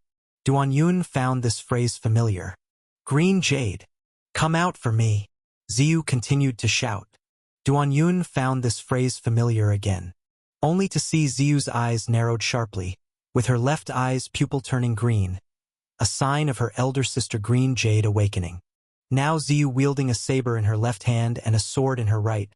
The sword chi split broadly and fiercely like splitting mountains and cutting earth, while the mirror of the sword in her right hand continued to shatter into smaller pieces, spinning more violently, exceptionally delicate. Even Duan Yun, skilled in various techniques like sword, saber, fist, and kick, found it very challenging to exhibit such methodically distinct moves simultaneously. This was because Ziyu's body now harbored two spirits, saber and sword divided. A single mirror reflected both sister and younger sister's appearances. "So comfortable." This resembled Green Jade's voice. As soon as the words fell, Ziyu's legs climbed around Duan Yun's waist and wrapped around his thighs, allowing their true chi to flow more rapidly at this moment. Sure enough, with two spirits in one body, he indeed felt as if he was being simultaneously sucked by two people. As Ziyu unleashed all her power, their battle reached a feverish stage. With a snapping sound, two celestial maidens in midair pulled out their pipa bones straight away and began to frenziedly drum their bellies. If their previous posture resembled playing a pipa, now they seemed to be drumming. The pipa bones became mallets, the belly a drum, and the air before the two celestial maidens exploded instantly. In the air, it was as if two invisible drums had appeared, unleashing terrifying chi force upon striking. Because these 6 women discovered that dealing with Ziyu's broad and ferocious sword chi was somewhat exhausting. For a moment, delicacy met delicacy, ferocity met ferocity. At this moment, the mist shrouding the Jade Bridge seemed intimidated by their presence, scattering wildly into turbulent flows, dispersing in all directions. Duan Yun finally saw the backdrop of the sky. Or rather, it seemed truly closer to the sky here, with an illusion of being within reach. A continuous thunderous crashing sound arose as sword and saber energy and sound wave chi forces scattered wildly. The once indestructible Jade Bridge now had railings and bridge surfaces full of holes, resembling a pockmarked face. With a crash, the railings beside flew away like paper, and the entire bridge appeared precarious. "Green Jade, what's going on? Completely suppress them for this heroine," Ziyu shouted. "Ziyu, stop ordering me around. See if you can kill faster than me. Then let's compete." Now, Ziyu displayed unprecedented confidence, and Duan Yun even saw a reflection of his extraordinary wisdom in her. He usually unleashed extraordinary wisdom, and at this moment, Ziyu was unleashing her elder sister, wasn't she? No. At this point, Duan Yun's feet had left the ground, because Ziyu was carrying him skyward. It seemed it wasn't just her elder sister Green Jade being unleashed, but also evidently this young hero himself, wasn't it? With Ziyu flying up, not only was Duan Yun, but also the overwhelming sword and saber energy. If the previous Starry River was above, then the Starry River formed by sword and saber energy was beneath their feet now. For a moment, Duan Yun felt they were traveling along the Starry River. No, he then felt Ziyu had transformed into a true sword immortal, flying on the sword. And he was that sword, the sword with the female above and the male below. At this moment, Ziyu indeed struck a surfing pose, charging fiercely at the 6 women in the air. As she formed a sword technique, a sword chi rose from below, not particularly fierce, resembling a genuine wave, carrying them upward. "Kill!" Clearly only one person, but Duan Yun seemed to hear 2 women's voices in his ears. As soon as the words fell, the starry river beneath him rolled like a towering wave, surging towards the 6 women. Bah! Bah! Bah! Again, 2 women dismantled their pipa bones. They joined the pipa bones together, as if forming a real pipa. The long pipa rested upon their knees. Almost simultaneously, for women plucked together.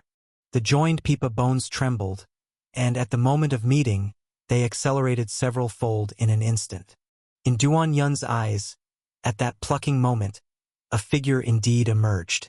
It was an enormous celestial maiden's shadow, holding a pipa, her celestial belt fluttering, and she was hurling the enormous pipa at them. Yes, hurling. At that moment, Duan Yun thought of Lin Dayu burying flowers, reminiscent of a female version of the heavenly king's pipa smashing people. With a loud boom, the forces of both sides collided, the impact comparable to a real tsunami. Countless turbulent flows instantly arose around, with the few remaining tiles of the palace roof flying up like paper, turning bald. The bridge beneath shattered with a boom, completely collapsing. All that could be heard were a few muffled groans, and 3 celestial maidens plummeted straight down. They were cut open with several gashes by sword chi, not life-threatening, but the real danger was that their bodies were not whole, and under the onslaught of sword and saber energy, new cracks coupled with old fissures erupted. It turns out they were also surgically altered beauties, now full of knife marks, appearing fragmented all of a sudden. In that instant, Duan Yun thought of Lin Dayu burying flowers, reminiscent of a female version of the heavenly king's pipa smashing people. With a loud boom, the forces of both sides collided, the impact comparable to a real tsunami. Countless turbulent flows instantly arose around, with the few remaining tiles of the palace roof flying up like paper, turning bald. The bridge beneath shattered with a boom, completely collapsing. All that could be heard were a few muffled groans, and 3 celestial maidens plummeted straight down. They were cut open with several gashes by sword chi, not life-threatening, but the real danger was that their bodies were not whole, and under the onslaught of sword and saber energy, new cracks coupled with old fissures erupted. It turns out they were also surgically altered beauties, now full of knife marks, appearing fragmented all of a sudden. In that instant, Duan Yun thought of Lin Dayu burying flowers, reminiscent of a female version of the heavenly king's pipa smashing people. With a loud boom, the forces of both sides collided, the impact comparable to a real tsunami. Countless turbulent flows instantly arose around, with the few remaining tiles of the palace roof flying up like paper, turning bald. Humph, trying to run?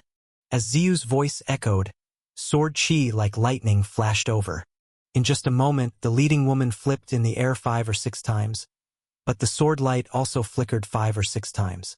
Thus, in Ziyu's eyes, the Fusong maiden who was flying fast in the sky fell like a chicken. But this woman was formidable. Even as the lightning-fast sword chi cut off one of her legs, she could still stand on one leg like a golden chicken and bounce up, trying to continue flying. As if as long as there were clouds and mist, they could fly without their feet. Yet, with a scream, her flight abruptly stopped. A dark blue knife fell from the sky, carrying a terrifying force, unexpectedly piercing her and sending her plummeting from the air once again. Fell like a chicken again, but the Fusong maiden had her persistence. Even after falling twice, she still flapped her arms, trying to fly again. Yet, next, the purple jade sword immortal would show her what despair truly meant. With a swish, Ziyu's body followed closely behind the knife, descending with Duan Yun. With a snap, Duan Yun's right foot accurately stepped on the knife handle, making it impossible for the woman to fly up again. Ziyu asked, "Tell me, where's the great heavenly dog?" Hearing the name of the great heavenly dog, the woman's eyes went wide, and she shouted, "You cheap woman! How dare you know about the great heavenly dog? You do all this to get close to her, just wanting to be her dog or pig, right?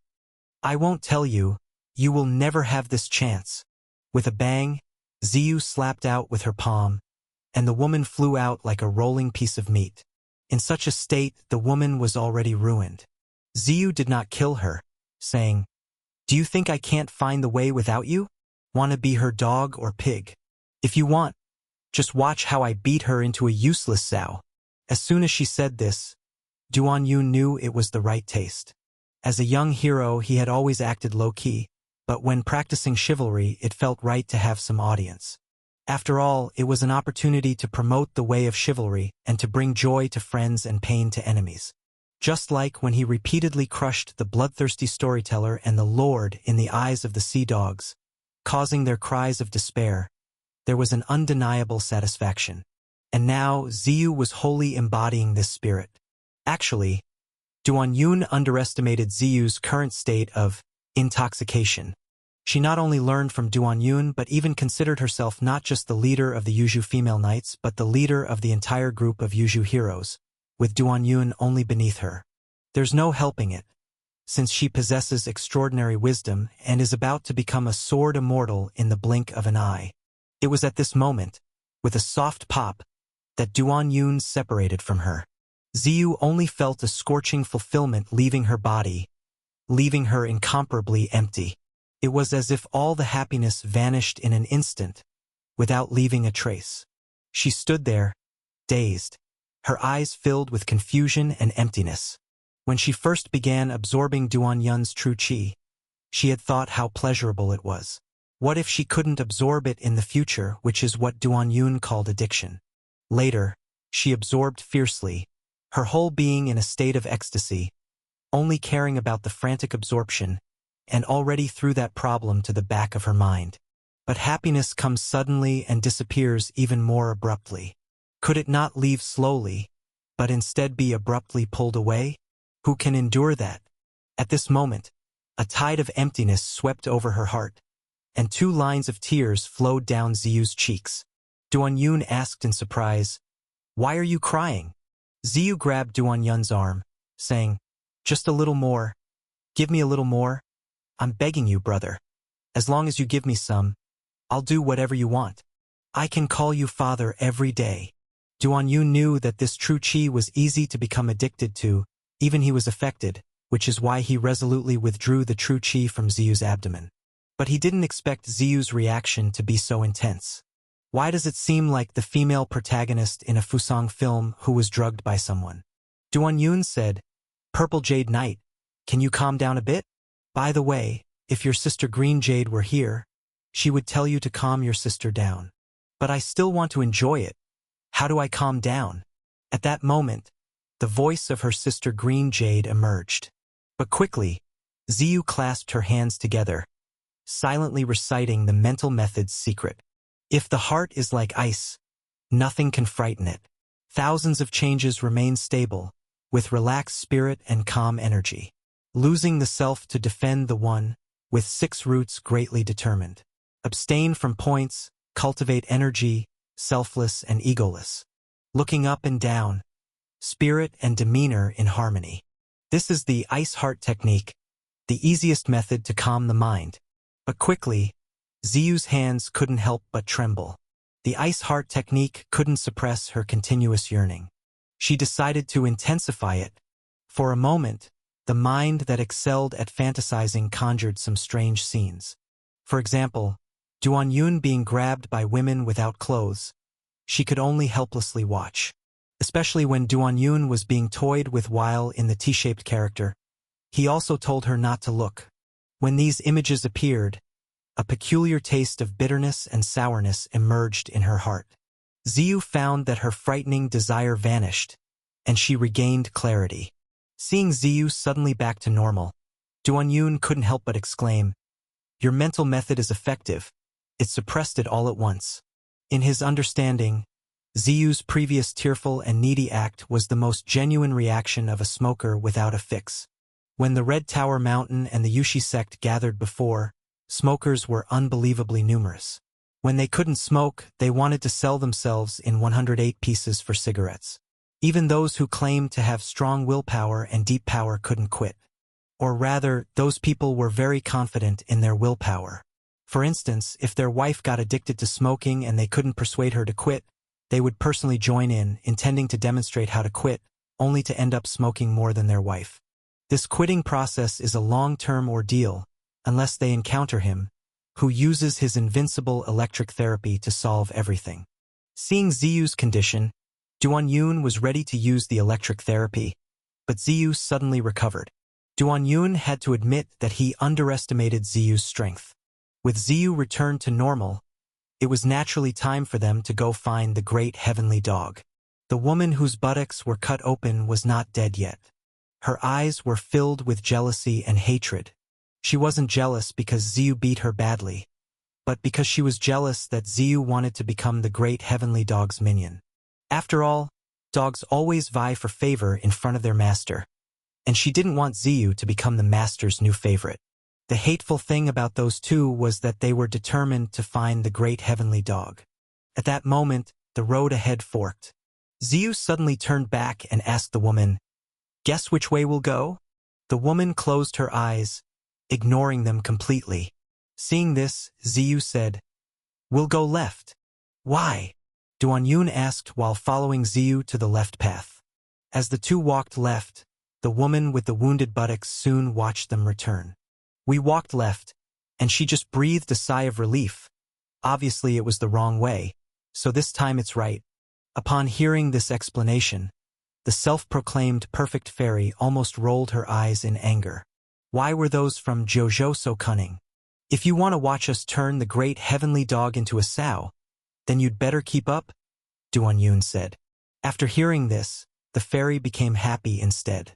She feared they would compete to be the great heavenly dog's minion. Her jealousy couldn't be contained. Now it seemed they were determined to stir up trouble rather than be minions.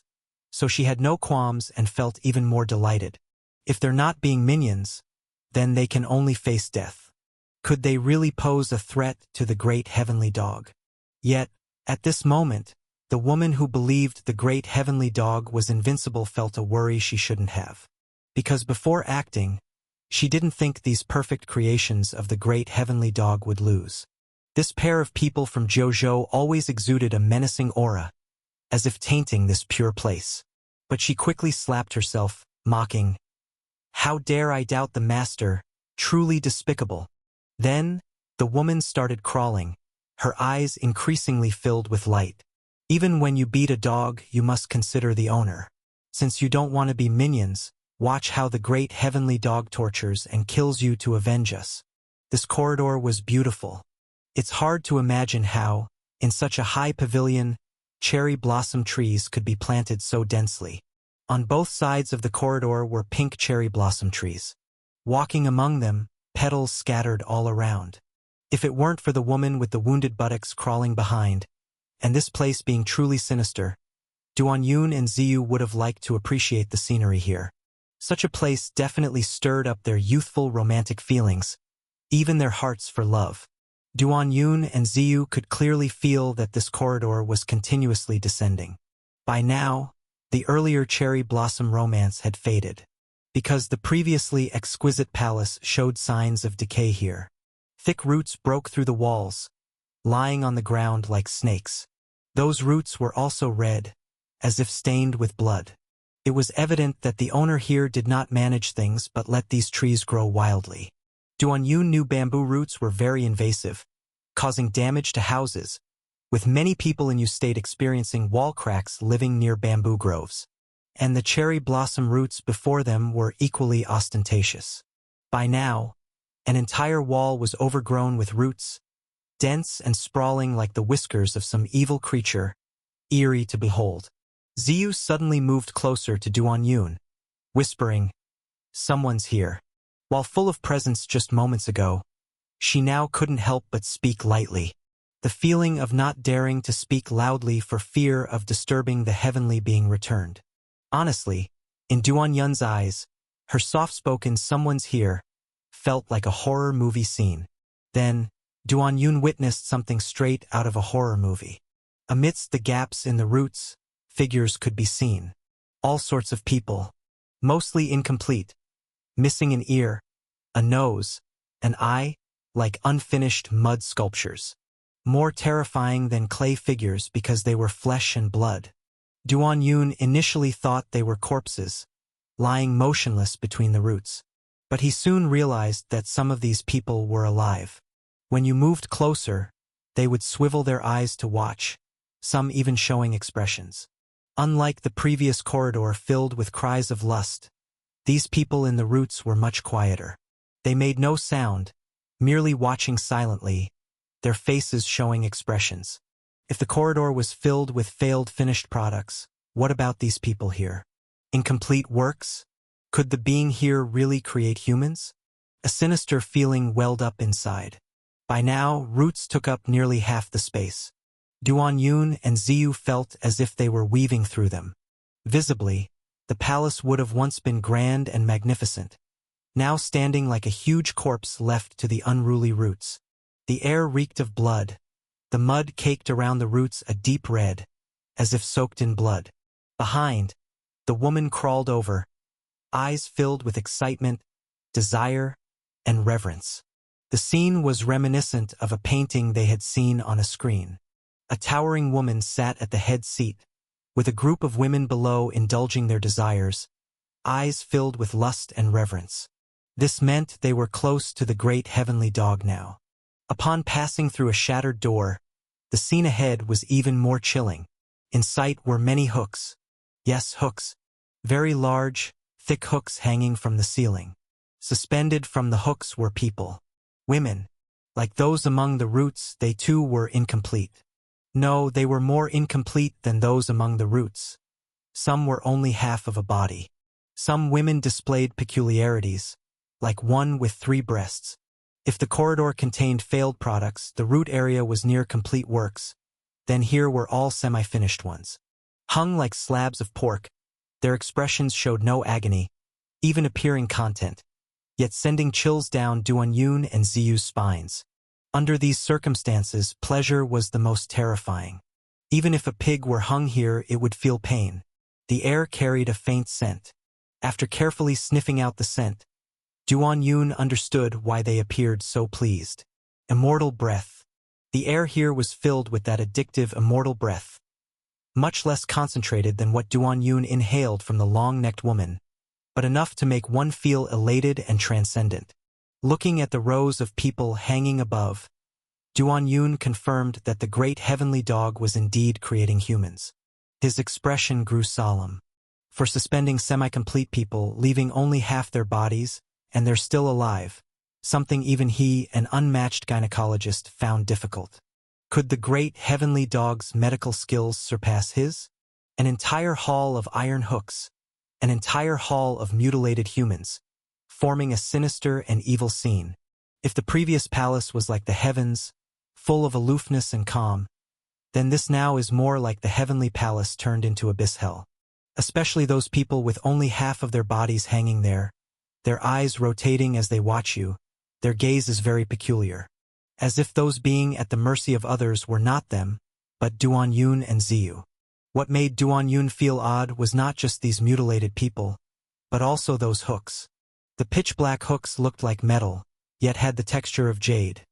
At first glance, you'd notice these hooks before noticing these people. This feeling is strange, like seeing a beauty in translucent clothes, and the first thing you notice is the material of her clothes, the patterns on them, the folds in the fabric, rather than the beauty herself. Since beginning his path, Duan Yun has seen various sinister and eerie scenes.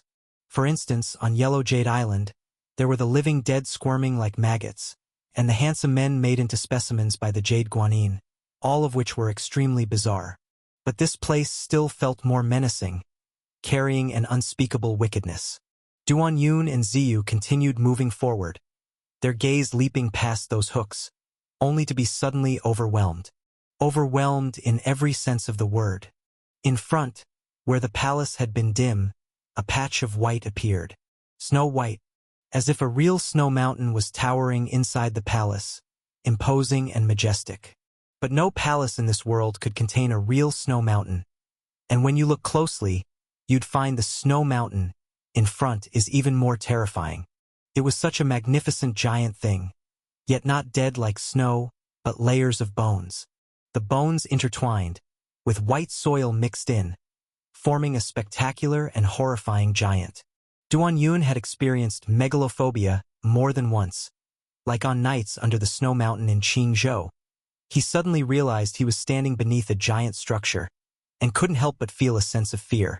And now this fear of giants was even more concrete, because it inherently had a sense of flesh and blood, as if it were a giant living creature.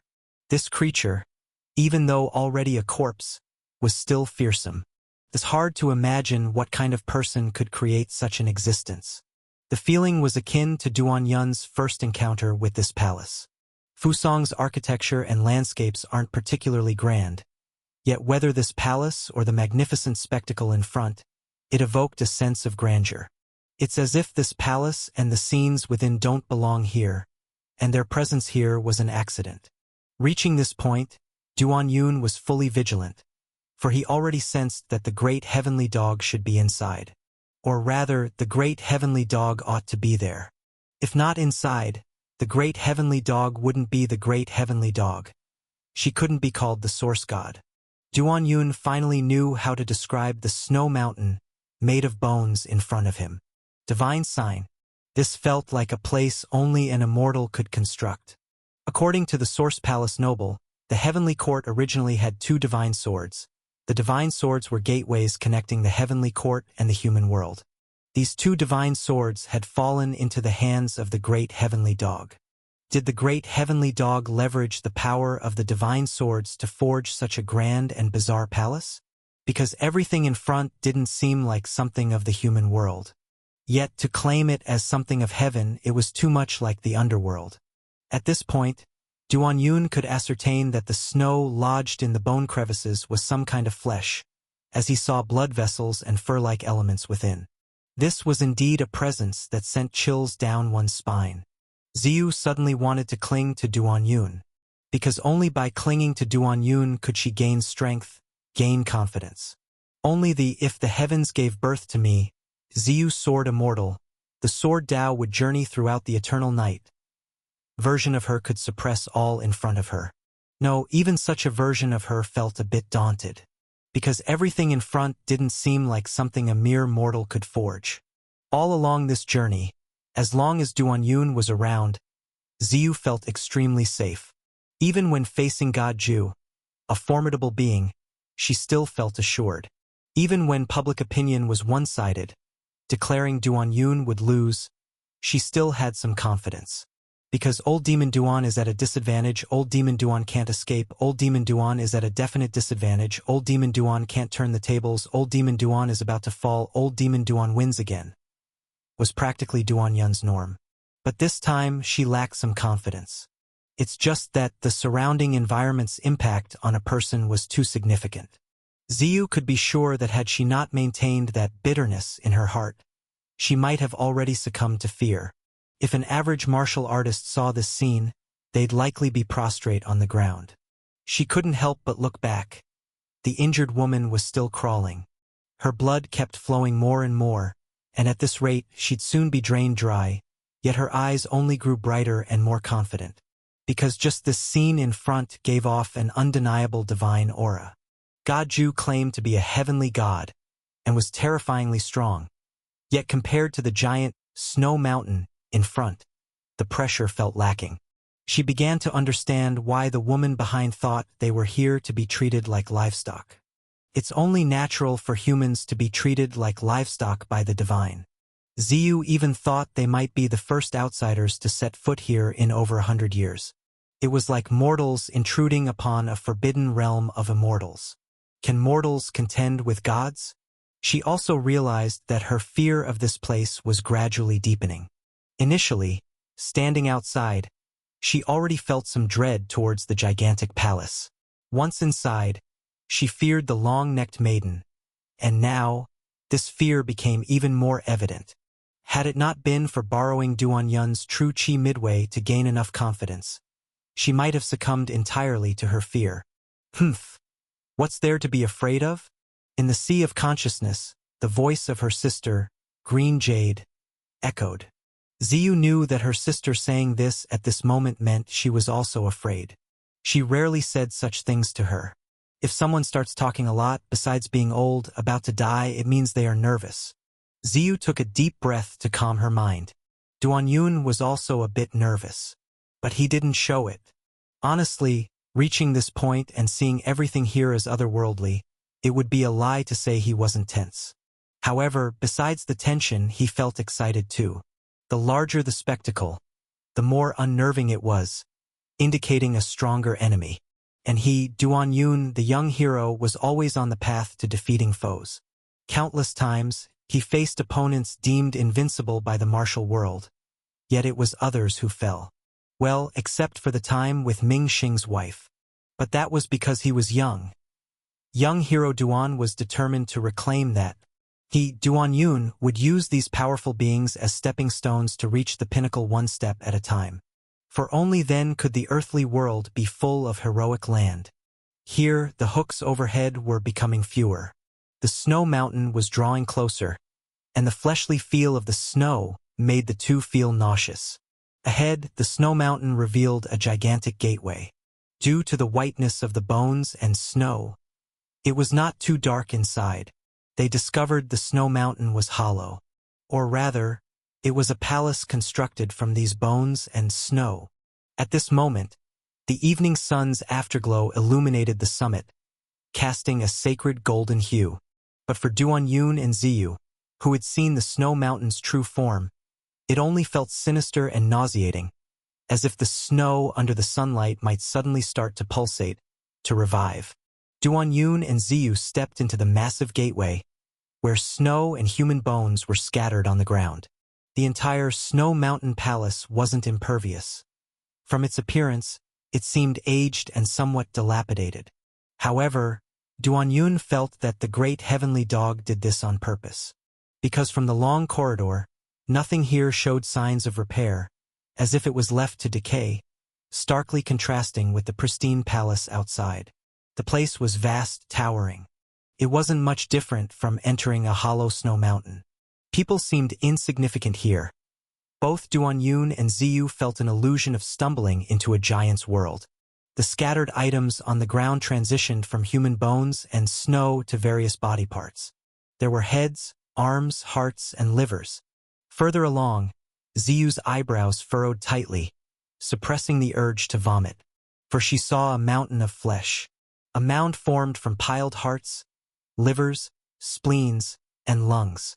These organs were densely mixed with the white snow, not emitting any foul or bloody smell, yet causing extreme discomfort. Being a Jianghu person, facing enemies' innards is a common occurrence.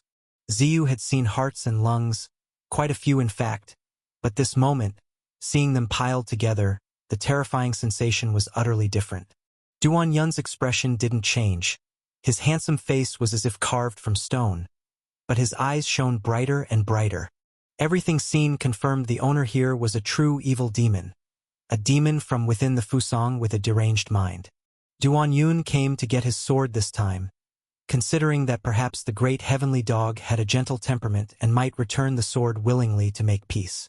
At that time, he feared acting ruthlessly might carry some psychological burden. But now there were no such concerns. No matter the opponent's attitude, everything here justified their entire family's death. Duan Yun continued forward, passing a path of hearts, livers, spleens, and kidneys, a path of arms, shoulders, and beautiful legs. He also confirmed one thing: the great heavenly dog was somewhat sexist. Since entering, if she was creating people, then all created were women. What, does she look down on men? Gritting his teeth in anger, how could boys stand up? Ahead appeared a long staircase. The stairs were naturally forged from those snow and bones. Stepping on them felt no different than treading on clumps of flesh. On either side of the steps, numerous skeletons appeared. Relatively complete skeletons. Some skeletons bore writings in Jiuzhou and Fusang scripts on white paper. Duan Yun didn't understand Fusang text, but with the Jiuzhou characters, he got the gist. They were commentaries on the bone structure of these skeletons. According to this person's words, the bone structure forms the foundation of someone's beauty, making perfection challenging if it isn't good. Duan Yun agreed somewhat with this view, because he himself stood as the best example. At this point, the stairs had reached their end.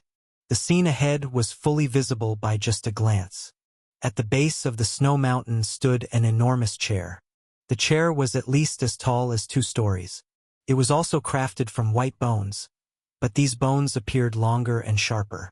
These couldn't be human bones, as human bones wouldn't be this long. The bones were densely stacked together to form the shape of a giant chair. At first glance, Duan Yun and Ziyu felt those bones were like sharp swords, such that sitting carelessly might lead to being impaled. The chair was excessively tall, making even the 6-foot Duan Yun feel short like Jingming. And in the next instant, upon seeing the figure there, the chair every bit seemed reasonable. She was an extremely tall woman, at least twice the height of Duan Yun. At 1.80 meters, he would likely face her waistline. The woman wore a casual red dress, and the skin exposed was bronzed, her long legs both slender and full, exuding a primal strength. This must be the great heavenly dog. The great heavenly dog depicted in the screen painting. Duan Yun had always thought the painting on the screen was an exaggerated representation, but he never imagined such a person truly existed in this world. A woman. The woman wore a crimson mask on her face, with various organs piled at her feet, laboring away unceasingly. Her hands were constantly dabbling with snow and organs on the ground, seemingly like kneading dough. But upon closer examination, the details were significantly disturbing. For what she needed wasn't dough, but humans. In ancient China, there was always a legend of Nuwa creating humans. Nuwa's creation of humans in mythology involved shaping beings using clay to give them life. Now, the great heavenly dog was molding people in a similar fashion, but it made Duan Yun utterly disgusted. To be precise, it wasn't molding but more akin to assembling. Duan Yun continued walking forward, deliberately increasing the force of his footsteps, echoing clear footfalls through the palace. The great heavenly dog remained busy, not pausing. But at this moment, she did finally lift her head. Her long hair was a flame red, like flowing fire. Seeing Duan Yun and Ziyu, she continued to squeeze a piece of flesh and a patch of skin, saying, "In Jiuzhou, there's an ancient saying, divine soil grants immortality. Despite obtaining the divine soil, why can't I mold a perfect immortal?" She asked Duan Yun and Ziyu so bluntly, leaving both momentarily speechless. What kind of absurd question was this? At this point, the great heavenly dog further asked, "Do you think I look like an immortal? Do you think I look like an immortal?" The tall woman wearing a demonic mask asked condescendingly. Duan Yun and Ziyu looked up, and the first thing they saw was the woman's crotch. Although her legs were tightly wrapped in fabric, the material clung to her body, revealing her curves with a primitive and highly tempting desire. And when they looked further up, they saw the towering peaks. The peaks weren't exactly snow-white but rather bronze-colored. Only by looking further up could you see the masked face. Because she wore a demonic mask, for a moment, it was as if a giant demon from hell was questioning them, creating an illusion. Duan Yun looked at her and said, "You look like an immortal? You look like a damn fool." As soon as these words were spoken, a black aura erupted from the great heavenly dog, forming a column and shooting into the sky. Duan Yun, seeing this, exclaimed in shock, "Holy crap, she's really transforming into something." "Something? What do you mean by something?" Ziyu couldn't understand Duan Yun's unique terminology, only feeling that the woman was already terrifyingly imposing, possessing both the majesty of a heavenly god and the oppressive presence of a demon. After Duan Yun's comment, she became even more terrifying. The aura seemed to be capable of overturning the heavens and the earth. Can such words be spoken so casually? Though I don't understand what you mean by something, I can feel its power. An aura that stands tall and pierces the heavens. From now on, you can call me Great Immortal. Yash, this goddess has ascended. There was no wind before, but as the great heavenly dog spoke, the wind rose. On the ground, the snow and human bones started to tremble, as if dancing in celebration of her ascension. Become an immortal. Become an immortal. Become an immortal. Great immortal. Mana without bounds. Great immortal. Mana overwhelming the heavens.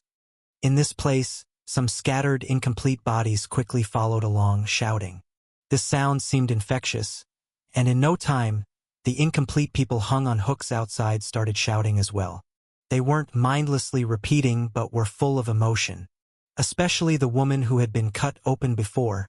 She sang as if she were celebrating with her very life. These sounds continually echoed in the hollow snow mountain, overlapping with each other, faintly sounding like ethereal music descending from the sky. This ethereal music, though seemingly lofty, inexplicably carried a sense of solemnity, as if something in the underworld was congratulating the great heavenly dog on her divine ascent. Could it be that Duan Yun's word, something, really became the catalyst for this woman's transformation into an immortal right before their eyes? All of a sudden, the snow mountain seemed alive. The demonic face on the great heavenly dog's mask seemed alive, and even the pillar of energy emanating from her appeared alive. At this moment, the energy pillar sank somewhat, transforming into swirling clouds and mist. The great heavenly dog's towering figure was then lifted by the clouds and mist, drifting there. At this time, she picked up those snow and organs and began to knead them. Atsukaresama, since you could come here to meet this great immortal, it shows you have some skills and faith. This young hero will impart to you some opportunities, and tell you about the process of my divine insight. Her words were strange, clearly in a native Fusang accent, starting with standard Fusang phrases, yet speaking Zhuzhou dialect quite fluently, with Duanyun and Ziyu even noticing the Qingzhou accent. By chance, I entered the heavenly court. Inside the heavenly court, many things were dead, only these divine soils lived. As I searched, I eventually found the method to become an immortal. That is to create humans. Create humans using divine soil. This method was written on the Old Lord stele in the heavenly court. Immortal gods became what they are because they started by creating humans. As long as you create humans with divine soil, you are retracing the path the immortal gods took. As long as the person created is complete and perfect enough to make ordinary people fear you, seen as immortal gods by everyone, then you are an immortal god. That's truly what the Old Lord stele told me, and I believe it all to be true. I've never been to Zhuzhou, nor have I learned Zhuzhou dialect, but in the process of creating humans, I not only really created a goddess everyone feared, but also learned the Zhuzhou dialect. By goddess, she probably means that long-necked celestial being. Honestly, upon first sight of those things, Duanyun felt fear. It was as though encountering a natural enemy. Or rather, those goddesses seemed like a higher-ranked species. At this point, the great heavenly dog took out an ear and started twisting it, saying, 18 years. Do you know how I spent these 18 years? I was here, constantly needing humans. Needing humans. Needing the most perfect humans to become immortal. But they were all incomplete, no matter how they're shaped. They aren't perfect, otherwise why would mere mortals like you be able to reach here? Saying this, she raised both hands, making a gesture of embracing the snow mountain. Look, this is all divine soil, it's a living divine mountain, and this palace is essentially part of the heavenly palace. By coming here, the mortal aura has polluted the celestial aura here. You could say it's a desecration. At the same time, it's a huge fortune for you. At this point, the great heavenly dog had become excited, her chest, large like two great spheres, trembling up and down. And you all coming here proves you're not utterly useless waste, because this is also one of my opportunities for becoming immortal. My ascension truly relied on your unwitting assistance. A couple of celestial beings. A couple of celestial beings. What a pair, making me realize that in the process of creating humans, I am also continuously perfecting myself. The failures on those defective products are experiences I can apply to adjust myself. And suddenly I realized, there's nothing for me to adjust. Even if there were, it would only need minor tweaks, just like how men say a shallow flirtation isn't really flirtation. That proves I was perfect all along. I am a celestial being, so I have become one. At this point, she had already pinched out a human head with her hands. This head had no eyes or nose but already had a mouth. At this moment, this mouth opened wide and shouted, "A couple of celestial beings, mana boundless. A couple of celestial beings, mana overwhelming." Suddenly, the great heavenly dog looked at Duan Yun and Ziyu and said, "Having seen a celestial being, why do you not bow?" Her gaze seemed tangible, and Ziyu felt as if a rain of needles was about to fall on her, making her unable to resist applying force to defend herself. Duan Yun, however, was in a much better state, his skin exuding a shallow layer of breaking body sword energy, shielding him from that feeling. However, this also doubled the pressure on him, because the opponent truly only had to glance at him to make his skin trigger breaking body sword energy. But in the next moment, he laughed. That laugh seemed to dissolve all the burdens around him, putting him in a state of supreme ease. Because he had already seen through it, this was nothing but an illusion technique. The Source Palace noble who died by his hands before could use dream illusions, so seeing that the great heavenly dog had acquired some heavenly court opportunities and knew some illusion techniques wasn't surprising. But when it comes to illusions, who am I, the young hero, afraid of? Suddenly, the previously incomplete person who kept shouting, "A couple of celestial beings, mana boundless," abruptly changed tone, shouting, "I want to be a great hero. I want to be a great hero. I want to be a great hero." This statement suddenly broke the previous sense of solemn divinity, and in Ziyu's eyes, it even seemed somewhat comical. The great heavenly dog did not appear angry. She just gently shook her head and sighed. Mortals think they can become invincible through martial arts, even aspire to commune with the gods. When I was young, I was just like you, considering myself a unique martial genius, thinking that as long as I reached the peak, I could suppress all with my fist. Yet when I truly reached the pinnacle, I discovered loneliness. Extreme loneliness. Loneliness like the eternal snow mountain, with no one left behind to chase you, and you find your capabilities have limits. Humans have their limits, so I chose not to be human. I had to become a celestial being, and I have succeeded. I have become celestial. You, foolish martial artist, think that grasping a hint of divine martial skills makes you a match for me, yet I will use the trivial punches and kicks I understood over a decade ago to send you to decapitation and enlightenment. With that, the great heavenly dog descended from the clouds. While floating in the clouds, she appeared like a true immortal god, grand, with a voice celestial and ethereal, imparting a sense of mysterious solemnity. And now, she descended from the clouds, seemingly transforming from a deity to a human, a tremendously terrifying human. Or rather, before becoming a celestial being, she was the most terrifying person in this world. She believed that even Duan Yun would not stand a chance against her pre-celestial self. Now, she was about to operate earthly martial arts with this celestial body, delivering a thorough defeat to Duan Yun, letting him know even if she were human, there would be an enormous difference, let alone her as a celestial. At this moment, the great heavenly dog glanced at Ziyu and said, "Now, you have the sole opportunity for survival. Your bone structure is excellent. Stay to accompany me in creation, and I will spare both of your lives. Otherwise, you will merely become another brick in this immortal bone hall." She fancied Ziyu's bone structure, offering this generous option. After all, she had recently become a celestial, understanding the greater the power, the greater the responsibility, and should exhibit the gentle side of the immortal gods. But after saying that, she felt it might be unsuitable. She has already become celestial. Why not do as she pleases, tear this man apart, and forcibly keep this woman? But it was her first promise since becoming celestial, and going back on it wouldn't be ideal. So she could only grit her teeth and watch the situation unfold. Joining her in gritting teeth was the shabby posterior fairy watching all this unfold. The situation she most feared had appeared, as the celestial hound truly gave them a way out, especially offering this woman the chance to be reduced to a pig or dog. No, please no. She longed to witness the celestial great heavenly dog ruthlessly tear apart this pair of filthy lovers.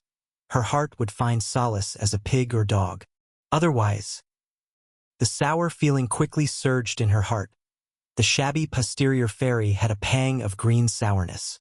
At this moment, Duan Yun questioned, "Are you suggesting reconciliation? At this moment, are you joking?" Upon hearing this, A hint of delight appeared simultaneously on the faces of the great heavenly dog and the shabby woman. Excellent. He did not agree, choosing instead to defy.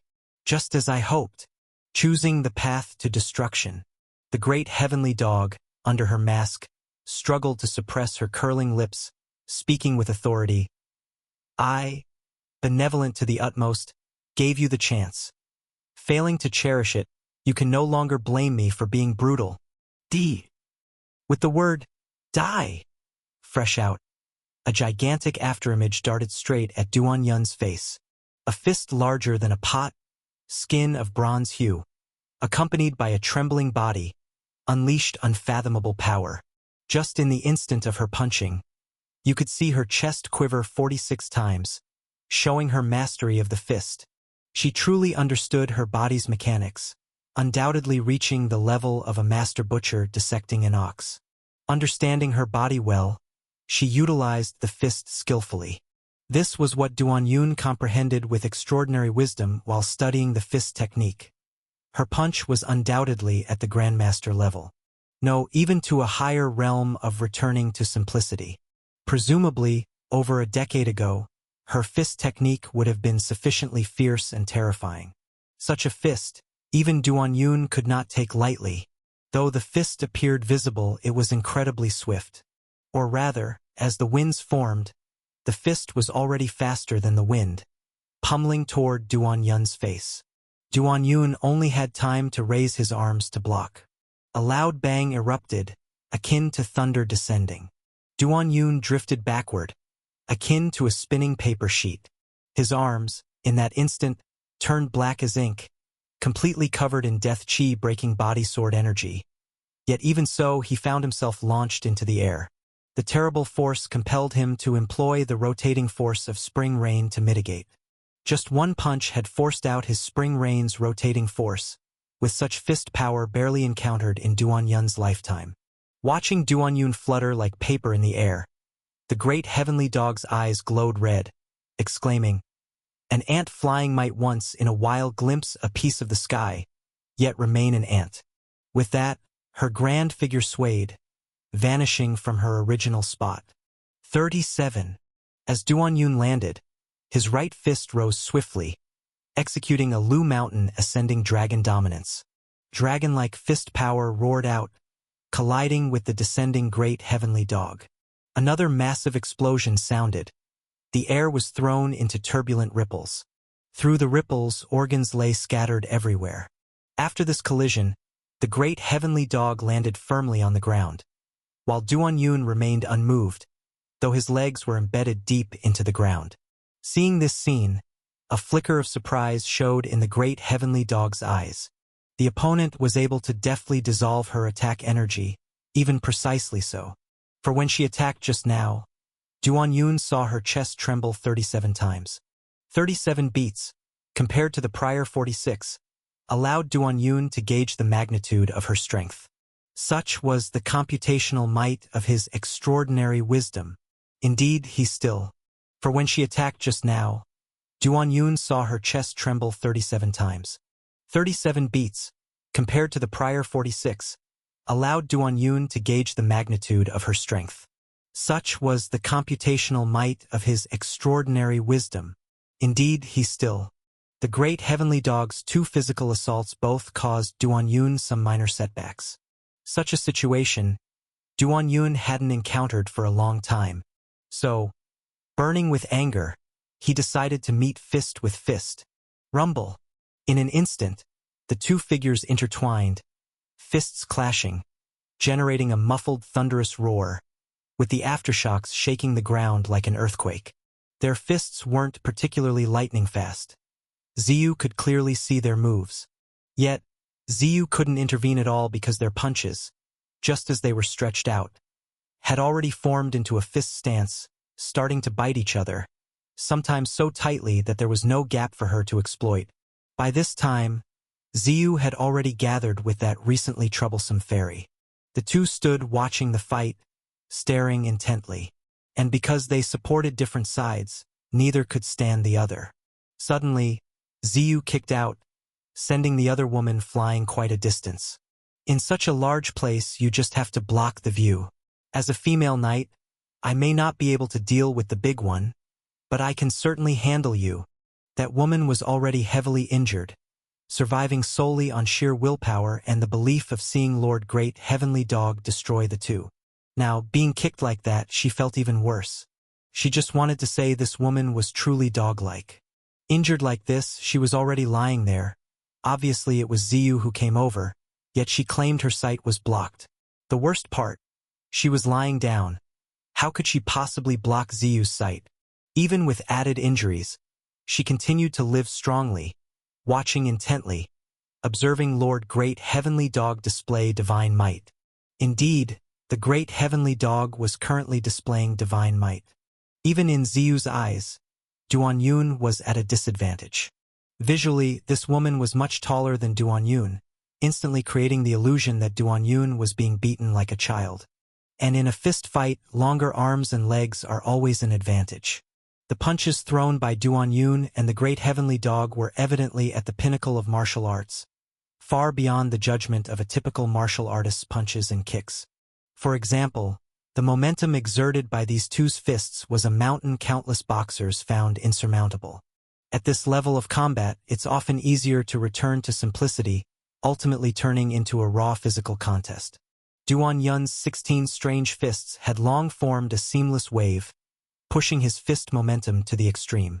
But even so, he still felt the strain of battle, his muscles sore all over, with every strike leaving his bones trembling incessantly. Since mastering the 16 strange fist, Duan Yun had rarely found himself at a disadvantage in fist technique. To be precise, in a pure fist fight, as long as he propelled the 16 strange fist to this level, he had never lost his form. But this time it was different. His skin had emitted threads of breaking body sword energy, indicating he had already activated passive defense. More precisely, he was actually trying to be clever since breaking body sword energy is swordsmanship, not fist technique. Solely in the realm of fist clashes, he genuinely couldn't compare to the opponent. Duan Yun realized he was losing due to his physical body. This woman previously claimed her body was perfect, as divine as the immortal gods, which he had always thought was self-aggrandizing, but now it seemed to have substance. With continuous punches, in Duan Yun's perception, every bone and inch of flesh in the opponent seemed to fuse seamlessly, or rather, wholly integrated without any gaps, unbelievably perfect. If this woman's physical structure was not just extraordinary but even surpassed him, who was a once-in-a-million prodigy, observing the rhythmic quivering in her chest when she exerted force revealed her control over her body was also nearly perfect. Initially, Duan Yun could gauge the opponent's exertion from the tremors in her chest, but the opponent evidently noticed this and abruptly altered frequency and rhythm midway to deceive. If she continued along the martial path, perhaps she truly would sanctify her flesh. Her claims of a body perfect as the immortal gods might not have been wrong. Duan Yun launched 3 consecutive punches, with his chi blood faintly surging. Each time he clashed fists with this woman, he felt a tremendous physical impact. Or rather, a tank crushing. This woman herself was like an explosive physical tank. Every punch and force was contending against a physical tank, naturally making it difficult. Heroic Fire Lotus. Bloom. Without hesitation, Duan Yun activated the Heroic Fire Lotus, the fire lotus on his body blooming fiercely, illuminating the entire snow mountain in a fiery red, like heated iron. Fire Fist. Man. Man. In an instant, Duan Yun seemed possessed by the fire god, with flames flowing on his body, kneeing forward, followed by 2 consecutive elbow strikes. This triple fire fist sent the Great Heavenly Dog reeling, her magnificent body swaying backward. Seizing the advantage in one strike, Duan Yun naturally chose to press the attack. Man! The heroic fire lotus around him bloomed fiercely again, transforming him into a line of fire, charging toward the opponent's tilted body. Seeing this, that ratchet woman had blood almost pouring from her eyes. Earlier, she was watching desperately in bloodlust because she knew the invincibility of Lord Great Heavenly Dog. Just by Lord Great Heavenly Dog's fist technique alone, she could crush the shameless mortal in front of her into a smear of dog's hit. After all, Lord Great Heavenly Dog's physical form was that dominant and unmatched. The last opponent able to withstand over 100 moves from Lord Great Heavenly Dog was over 20 years ago. At that time, in JoJo, there was a devil muscle man, claiming to be physically invincible, undefeated by anyone in the mortal world. He dominated in JoJo, but unexpectedly also claimed supremacy at the Flesh Conference. At that time, Fusong experts suffered severe losses, unable to match him, until the Great Heavenly Dog appeared. The Great Heavenly Dog defeated the muscular demon with iron fists. Though the demon survived, he was left crippled, forever establishing the Great Heavenly Dog as the strongest in flesh and body. That was over 20 years ago. Now the Great Heavenly Dog has ascended even further, transcending into divinity, reaching unknown heights. She was willing to duel with common martial arts against her opponent, clearly with the attitude of a cat toying with a mouse. Things had been proceeding in such a way, this damned mouse though crafty, battling the Great Heavenly Dog till now. Even she could see he was at his wit's end, about to be turned into a pile of dog dung by the Great Heavenly Dog, when suddenly the situation changed unexpectedly. At this moment, Duan Yun collided with the Great Heavenly Dog. To be precise, he delivered a thrusting punch squarely at the opponent's knee. He wanted to strike the groin and belly, but his opponent was too tall. He couldn't give the opponent time to react. With this punch, the towering, bulky form of the Great Heavenly Dog lost balance, toppling backward. Duan Yun pressed the advantage, lifting his knee to jab at the opponent's waist while his right fist rose high and struck down. The furious fire fist crashed down, aiming directly at the Great Heavenly Dog's navel. In the eyes of Ziyu and the battered buttocks woman, the punch landed, and a massive fire lotus blossomed on the Great Heavenly Dog, showering out countless flying sparks. This strike by Duan Yun could be described as exceptionally vicious. From the start to finish, his right knee was pressed against the opponent's waist. Thus, after the punch landed, the opponent's body was nearly pounded into a folded posture. The fist power and fire power complemented each other, spreading over the Great Heavenly Dog like wildfire over growing fields. The tight-fitting clothes of the Great Heavenly Dog melted into fragments, the whole person engulfed in flames. Power! Just as Ziyu's voice rang out, Duan Yun's lethal move hadn't ended. His lethal moves were meant to link one after another. Despite delivering such an angry punch that blasted apart the opponent's pants, Duan Yun could sense the Great Heavenly Dog's life force remained vigorous. Thus, he could only continue to channel his true chi within and launch a ferocious attack. 18 Dragon Subduing Lotus. Only hearing a roar akin to a dragon, Duan Yun's hands stirred a fire lotus like stirring a water vat with Tai Chi boxing.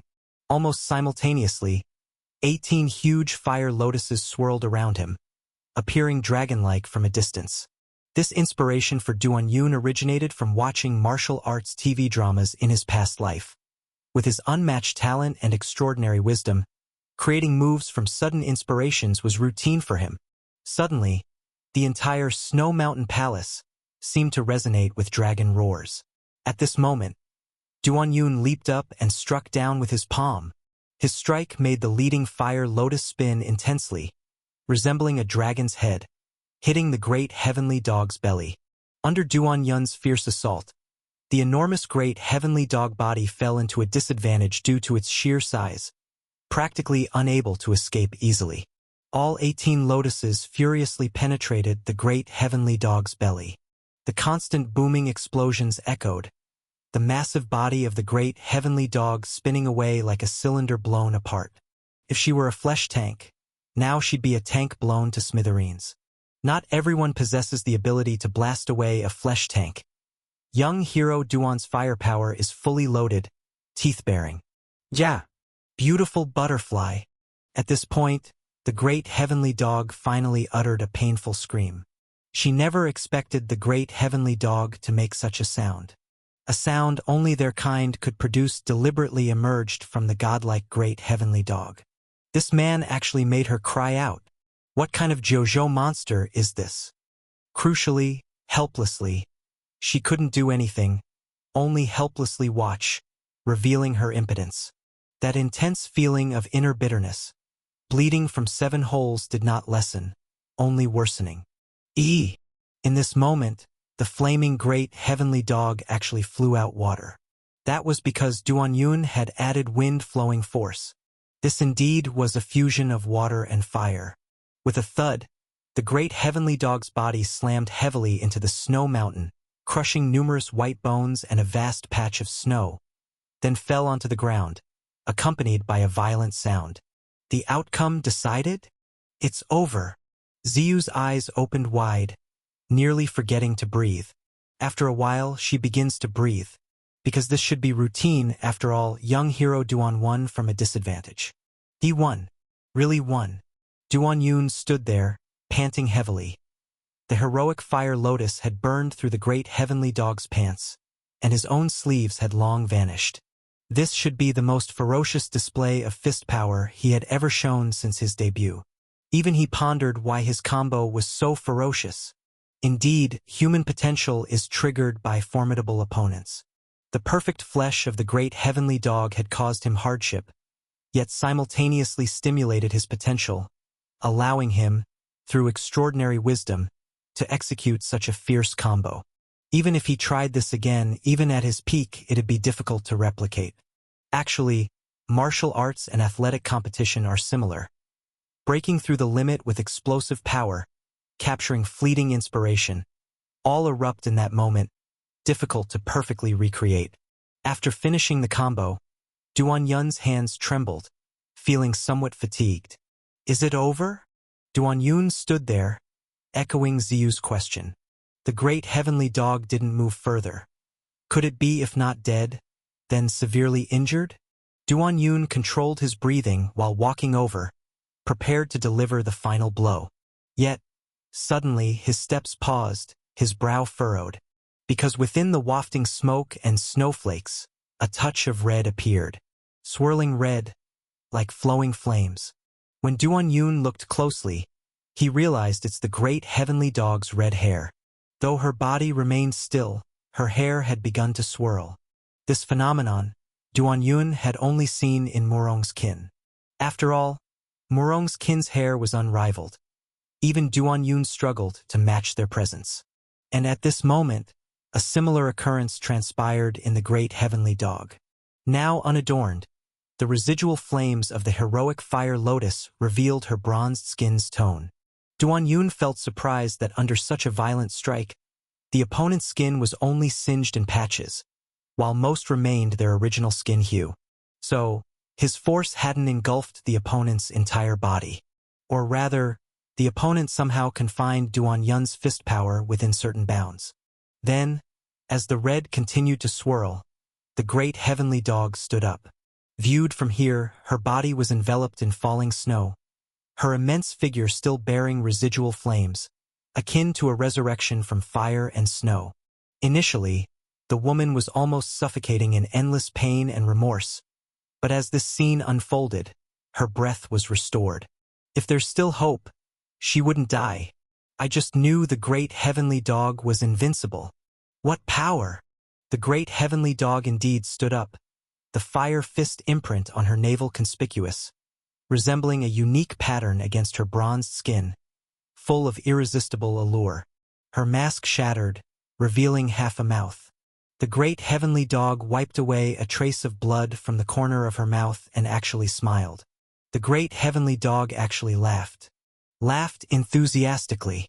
I never expected you to achieve this level. No one's ever beaten the piss out of me. It feels pretty good. Man, you really make me happy. Now it's my turn. Duanyun had just finished executing the 18 dragon-subduing lotus, delivering 18 palm strikes to the great heavenly dog, changing the opponent's position 37 times. Under such bombardment, even a Vajra iron boulder would collapse into a puddle of mud. The great heavenly dog not only didn't turn into mud, but instead rose reborn from the ashes. To be precise, this series of fierce blows from Duanyun didn't truly hit the opponent's vital points. Damn it, not even severely injured. What on earth is this woman made of? Even more terrifying is that Duan Yun's heroic Fire Lotus seemed to have ignited the opponent's fury. So Duan Yun was about to face an even more ferocious attack from this human tank. The next moment, the great heavenly dog charged forward, extremely fast. Boom, boom, boom. The instant this human tank charged over, it was a barrage of punches. When she threw her punches, she would utter standard Fusong phrases with intense and coquettish tones, making Duan Yun feel like he was watching a movie, causing his chi blood to surge. Of course, it wasn't just the calls that made his chi blood surge, but also the fists. To be precise, the fists were the main reason. Those fists, larger than sandbags, fell like a torrent of rain.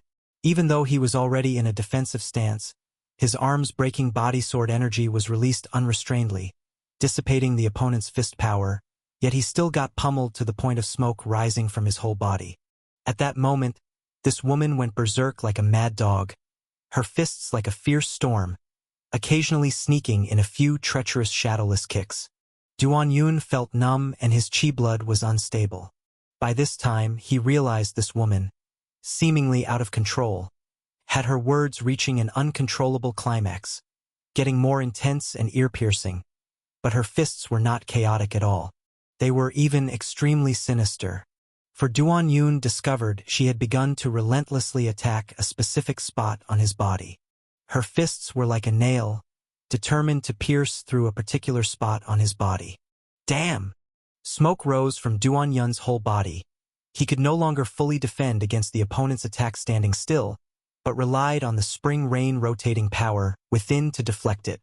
Thus, in the eyes of Ziyu and the sorry-ass woman, Duan Yun was already tumbling all over the ground from being beaten. At this moment, it was Ziyu's turn to stare blankly and say, "No, don't," because she felt that if this beating continued, Duan Yun might actually get beaten to death. This was the same feeling the sorry-ass woman had watching Duan Yun berserkly strike the great heavenly dog just moments ago. Boom! Suddenly, the punching great heavenly dog suddenly grabbed Duan Yun's shoulder and slammed him to the ground. The moment Duan Yun's shoulder was gripped, the chi in that half of his body was locked. He could only be lifted and smashed to the ground by her. This woman was incredibly tall and hit extremely hard. A loud bang was heard. The ground shattered, rubble flew, and bones scattered, forming a spider web-like crater. Duan Yun managed to withstand the slam by exerting all his true chi. Then that woman, shameless and relentless, let out a shout of "Ha!" and seized Duan Yun's shoulder again. Her tall and robust body tilted, and like a tightly drawn bow, she smashed down again. With a booming sound, the ground rolled like waves, and the ensuing force hit the snow mountain, shaking off countless snowfalls. Ziyu knew she couldn't withstand many punches, but she also knew she couldn't wait any longer, even if it was just to become wings for Duan Yun. Just as the mirror-like sword light appeared, several crippled figures appeared before her. These figures were missing limbs but exuded an eerie aura. They seemed to be holding their bones like swords pointing at her. One even had an eye missing and held a sword in their mouth, playing the three-sword style. As she was about to rush to support, these disabled figures charged at her with bone swords, blocking her path. By this time, the previously despairingly furious sorry-ass woman finally raised her voice triumphantly, shouting, "Kill! Kill! Kill!" She realized that shouting like this caused severe blood loss, so she quickly quieted down, because only this way could her life last longer to see what's ahead. The last blood of bloodthirsty spectators is always particularly precious. After that ferocious slam, Duan Yun was sent flying like a paper, soaring skyward. That was how the spring rain rotating power was maximally utilized. This mysterious rotating power absorbed most of the damage, but Duan Yun still felt uncomfortable, as if his throat was blocked, unable to spit out phlegm. He was well aware that this was a sign of chi blood blockage. The opponent had inflicted a severe chi blood blockage injury, which might take several days of authentic donkey hide gelatin to recuperate afterward. The key was, the woman's assault had not stopped. Another punch came bearing down. Duan Yun crossed his arms to block, hoping to use the recoil to distance himself from the opponent. Just as his body flew upwards, a powerful hand grasped his ankle. Really ungrateful. This young hero had already chosen to temporarily avoid the edge. Yet the opponent continued to press the attack. Young hero Duan is not weak. When the opponent caught hold of his ankle, he immediately slid down the pole, clamping his legs around the opponent's arm, engaging in grappling. The great heavenly dog felt a surge of rotating force, but her reaction was swift, spinning along with her arm and body. This rotational force was massive, and the speed was incredibly fast. In a moment, Duan Yun and the great heavenly dog spun like two wind and fire wheels of different sizes, crashing down to the ground together.